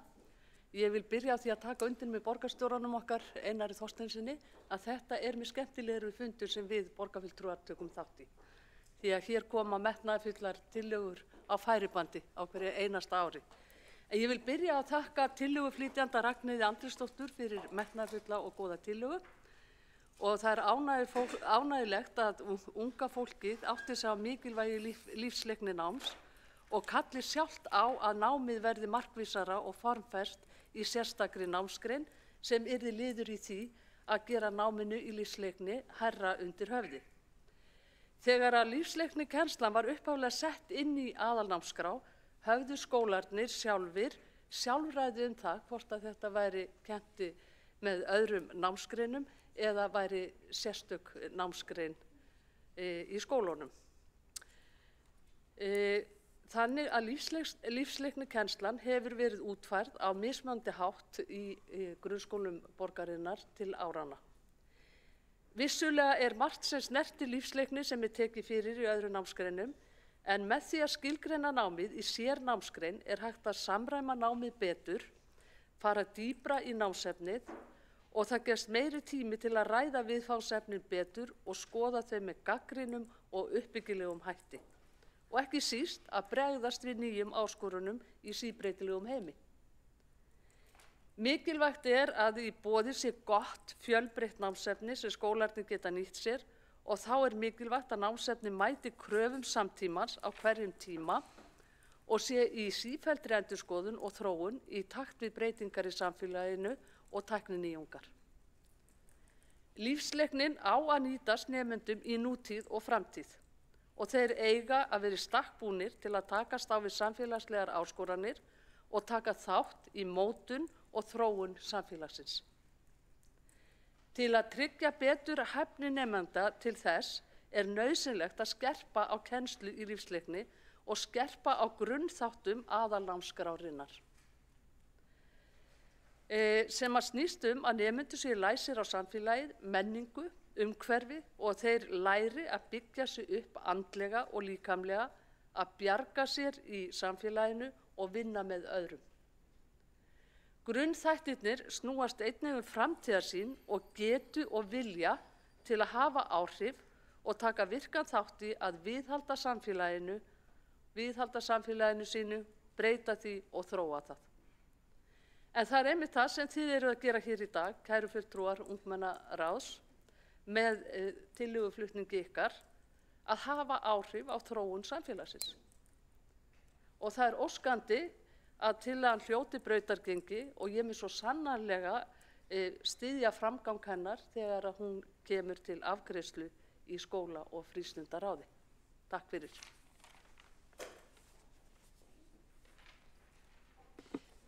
Borgarfulltrúinn hefur lokið við mál sitt, einn hefur óskað því að veita andsvar og það er borgarfulltrúinn Líf Magnúsdóttir.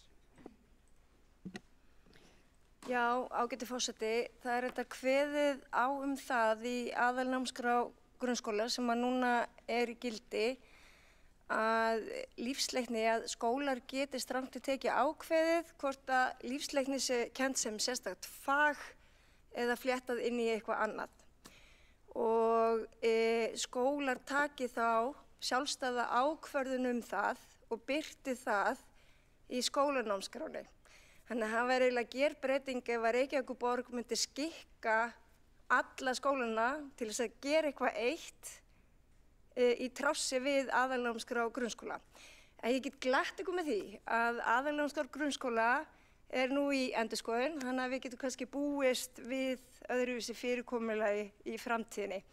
En ég ætla að leyfa mér að nefna það að öll fög sem að við lærum eru einhvers konar lífsleikni fög, en svo skiptir máli hvernig þau eru færð fram. Ég er bara að halda þessu til það. Fulltrúinn hefur lokað við að veita andsvar og svarað andsvari borgarfulltrúinn Marta Guðjónsdóttir. Forseti, ágætu borgarfulltrúar og fulltrúar Reykjavíkurráðs ungmenna. Ég er ekki sammála borgarfulltrúinu Líf Magnúsdóttur með að í rauninni ættu skólarnir að hafa sjálfræði það í framtíðinni vegna þess að þessi grein, lífsleiknin, hún hefur verið að þróast í áratugi og heimur verið sífellt breytilegri, við lifum á tímum mikilla tæknibreytinga og ýmissa áskorana sem við höfum ekki staðið frammi fyrir áður og ég tel mikilvægt að við skerpum á þessari kennslu einmitt með því að samræma hana, með því að samþætta hana, með því að auka námsefni og gefa þessu námsefni og þessari námsgrein meira rými í skólastarfinu vegna þess að þetta er grunnurinn að því að undirbúa nemendur fyrir bæði nútíð og framtíðina í leik og starfi. Borgarfulltrúinn hefur lokið við að svara andsvar og veitir þá andsvar öðru sinni borgarfulltrúinn Líf Magnúsdóttir. Ágæti forseti, það er ekki hægt að vera ósammála mér vegna þess að það sem ég var að greina hér frá áðan stendur í aðalnámskrá grunnskóla sem hefur lagalegt ígildi fyrir hvern einasta grunnskóla í landinu. Og þar stendur með leyfi forseta í því samhengi þar sem fjallað lífsleikni, Það er ákvörðun hvers skóla hvort einstaka námsgreinar eða námsvið eru kennd aðgreind eða samþætt en gæta skal þess að námi verði sem heildstæðast. Upplýsingar sem lúta að þessu eru birtar í skólanámskrá. Þannig að þá segi ég, þegar Marta Guðjónsdóttir borgarfulltrúi verður skólastjóri í einhverjum grunnskóla, þá getur hún ákveðið upp á sitt einsdæmi í samtali við kennaraliðið að kenna lífsleikni sem sérfag.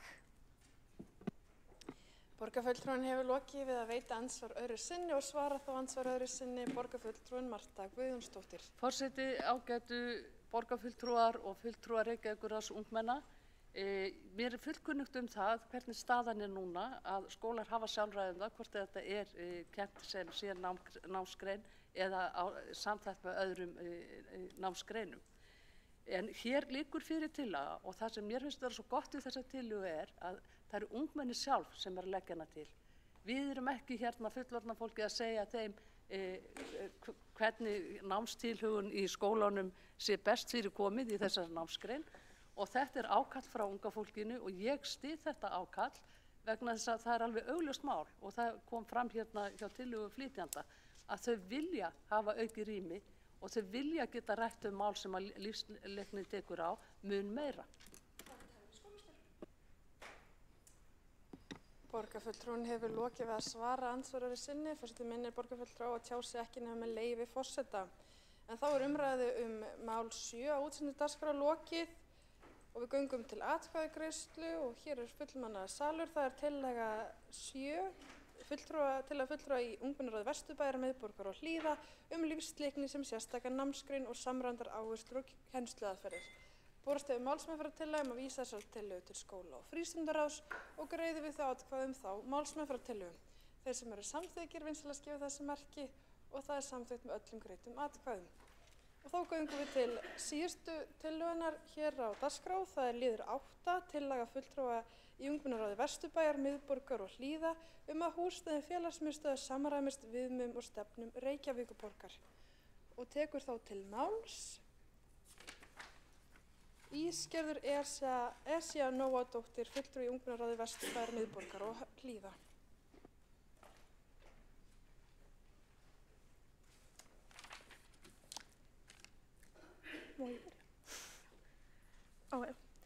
Forseti borgarstjórnar, borgarfulltrúar, fulltrúar Reykjavíkurráðs og aðrir gestir. Ég heiti Ísgerður Esja Nóadóttir og er fulltrúi ungmennaráðs Vesturbæjar, miðborgar og Hlíða. Við í ungmennaráði Vesturbæjar, miðborgar og Hlíða leggjum til að borgarstjórn beiti sér fyrir því að hver félagsmiðstöð í Reykjavík hafi nægilegt húsnæði til umræða til að hægt sé að taka á móti fleiri nemendum. Það er að minnsta kosti helming þeirra ungmenna sem er í unglingadeild og þeirra barna sem stunda nám á miðstigi. Staðan er orðin þannig að í mörgum félagsmiðstöðum eru unglingar hætt að mæta á opnanir vegna þess að það er of lítið pláss, of mikið af fólki í litlu rými og of mikið áreiti. Tökum mína félagsmiðstöð sem dæmi. Í félagsmiðstöðinni 105 við Háteigsskóla er staðan svo að það er ekki hægt að vera þar inni vegna þess að það er of mikið af fólki eða of mikið læti eða of mikið áreiti. Við höfum eina skólastöðu til umræða og lítinn gang fyrir framan hana og önnur tilfallandi rými sem við megum nota í samráði við skólastjórnendur. Skólastofan er 45 metrar að stærð og gangurinn 15 fermetrar sem gerir heildarrýmið okkar 60 fermetra. Í gátlistanum skipulag húsnæðis og efni við félagsmiðstöðvar frá árinu 2020 kemur fram að aðgangur að rými skuli vera 4 metrar barn hverju sinni. Samkvæmt því getur félagsmiðstöðin 105 tekið á móti 15 unglingum í einu á sama tíma ef fara á eftir gátlistum. Í unglingadeild skólans er hins vegar 171 nemandi. Ef fara á eftir gátlistanum þýðir það að félagsmiðstöðin 105 getur aðeins tekið á móti 9% af nemenda skólans á sama tíma. Það mætti að meðaltali meðaltali 30–40 nemendur á hverju opnun skólans. Það er því nokkuð ljóst að það er ansi þrengt inn í félagsmiðstöðinni á opnunum og fjöldi unglinga sem skila sér ekki í starfið. Þetta segir okkur að það er eflaust margir sem mæta ekki í félagsmiðstöðina vegna þrengsla og áreitis og er mín félagsmiðstöð gott dæmi það. Staðan eins í fleiri félagsmiðstöðvum borgina. Margt hægt að gera til að finna lausn á vandanum án þess að byggja nýjar byggingar alla borg.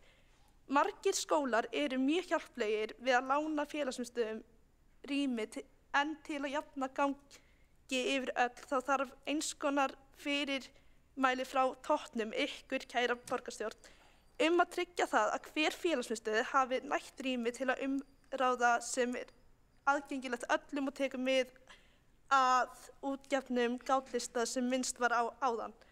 Við leggjum til að þessar breytingar verði komnar í gagnið í öllum skólum Reykjavíkur fyrir haustið 2026.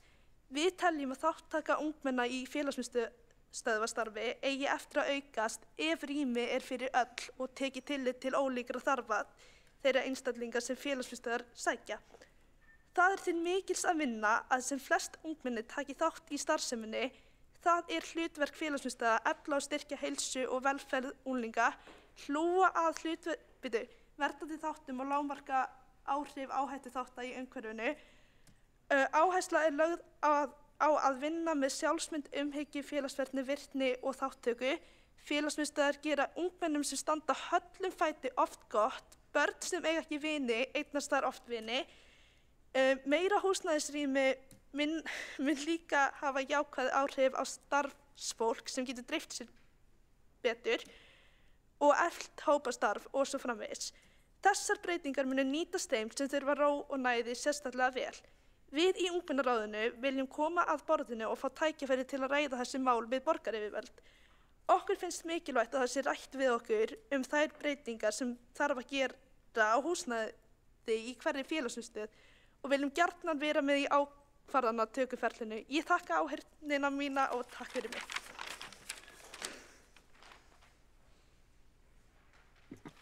Fulltrúinn hefur lokið við mál sitt og næstur á mælendaskrá borgarfulltrúinn Helgi Ás Grétarsson.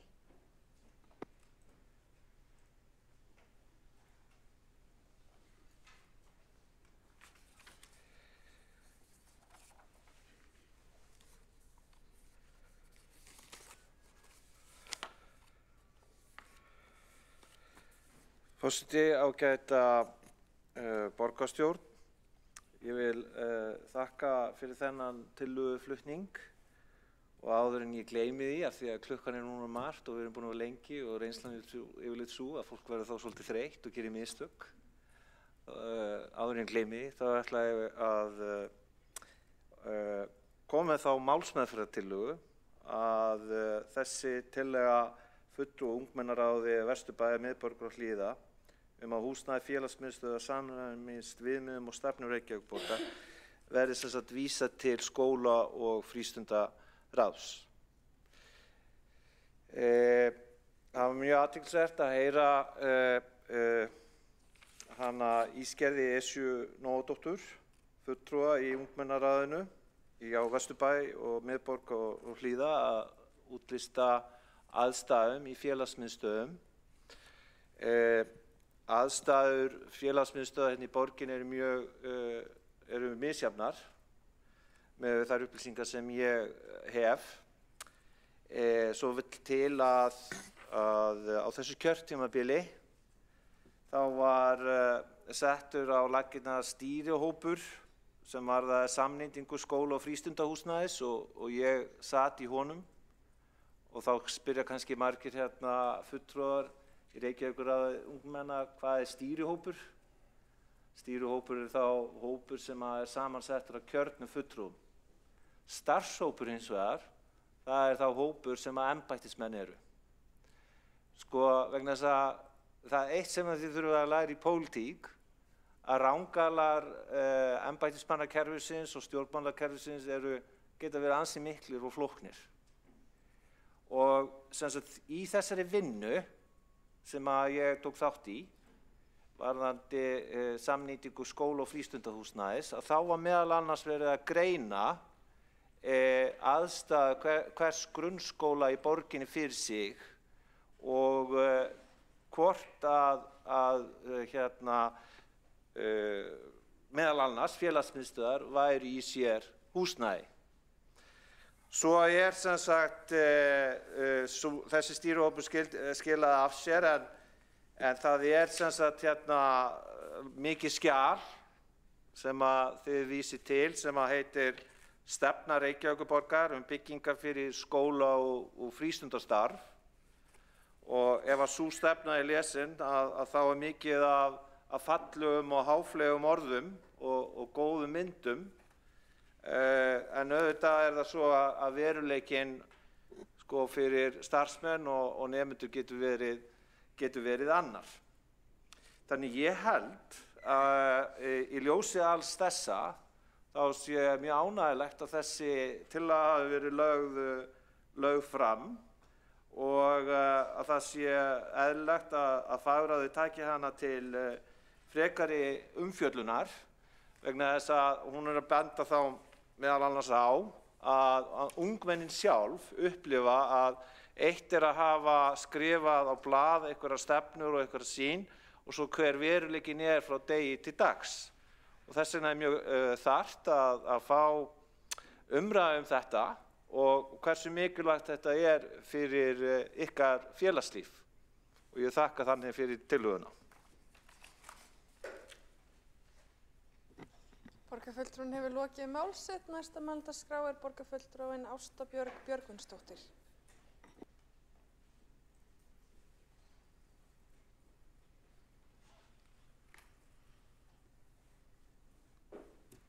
Kæri forseti, ágæti borgarfulltrúar, fulltrúar Reykjavíkurráðs ungmenna og aðrir gestir. Það bara ekkert nema dásamlegt að fá að vera einn að horfa á okkur. Fulltrúar lýðræðisins. Sem koma upp og flytja hverja tillöguna á fætur annarri sem allar eiga það sameiginlegt að búa yfir djúpum skilningi fyrir þörfum barna og ungs fólks í borgin okkar. Það mér líka einstaklega dýrmætt að fá að koma upp í tillögu frá Ísgerði Esju Nóadóttur, fulltrúa í ungmennaráði Vesturbæjar, Miðborgar og Hlíða, sem hlýtur á húsnæði félagsmiðstöðva og að þau eiga samræmast viðmiðum og stefnum Reykjavíkurborgar. En ég hef, fyrir ykkur sem ekki vitið, unnið í félagsmiðstöðvum árabil sem hlutastarfsmaður, sérfræðingur og stjórnandi og velferð barna og unglinga mér einstaklega hugleikinn. Hér leggur tillöguflytjandi Ísgerður Esja til að húsnæði félagsmiðstöðva geti tekið á móti helmingi nemenda á unglingastigi og miðstigi skólans. Í ljósi þess að húsnæði sumra félagsmiðstöðva komið að þolmörkum en það áhyggjuefni þegar unglingar treysta sér ekki til að mæta vegna þrengsla, of mikils áreitis eða hávaða. Við skulum fara aðeins yfir alvarleika málsins. Félagsmiðstöðvastarf getur nefnilega skipt sköpum í lífi barna og unglinga, eins og Ísgerður kom svo vel inn á. Þátttaka þeirra í skipulögðu félagsstarfi hefur mikið forvarnagildi og skiptir gífurlegu máli að börn geti sótt starfið og liðið vel. Þetta skiptir máli að öll hafi tækifæri til að verja tíma sínum í heilnæmu og öruggu umhverfi undir handleiðslu fagfólks. En með því að bjóða börnum og unglingum upp á jákvæð viðfangsefni í frítímanum með sterkum fyrirmyndum dregur það úr líkum á sínu áhættuhegðun og kjósis þess í stað heilbrigðan lífstíl. Og það hlýtur bara að vera merkið okkar allra. Það gleður mig einnig að það hafi verið komið inn á miðstigsstarfið. En börn á þessum aldri að stíga fastar inn í sjálfstæðið og fara frá utanumhaldi frístundaheimilana.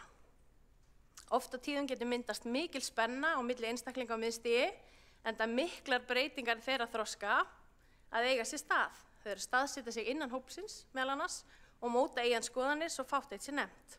Og það þarf að hlúa vel að þessum samskiptum. Því í þessu umbreytingaferli eru töluvert meiri líkur á til dæmis að einelti geti átt sér stað. En það dregur því eftir sem að þau verða eldri. Miðstigsstarfið fer ofta tíðum til dæmis fram á sama tíma og önnur starfsemi í húsum og rýmum þar sem félagsmiðstöðin deilir húsnæði með annarri starfsemi, svo sem í skólum, og getur það þrengt verulega að starfinu, hamlað vexti þess og tækifærum. En félagsmiðstöðarstarf fyrst og fremst forvarnastarf, sem hefur þá afþreyingargildi sem og menntunargildi. Samkvæmt farsældarlögunum má flokka félagsmiðstöðvarstarf sem mikilvæga fyrsta sitt þjónustu og útgangspunktur þeirra einmitt sá að allt sem við gerum á að vera út frá barninu og hagsmunum þess. Ég vona því einlæglega Að tillaga Ísgerðar Esju Nóadóttur, fulltrúa í ungmennaráði Vesturbæjar miðborgar Hlíða að húsnæði félagsmiðstöðvar samræmis viðmiðum og stefnu Reykjavíkurborgar verði tekin á borð skóla- og frístundaráðs og ræddar af heiðarleika með lausnamiða nálgun í fyrirrúmi.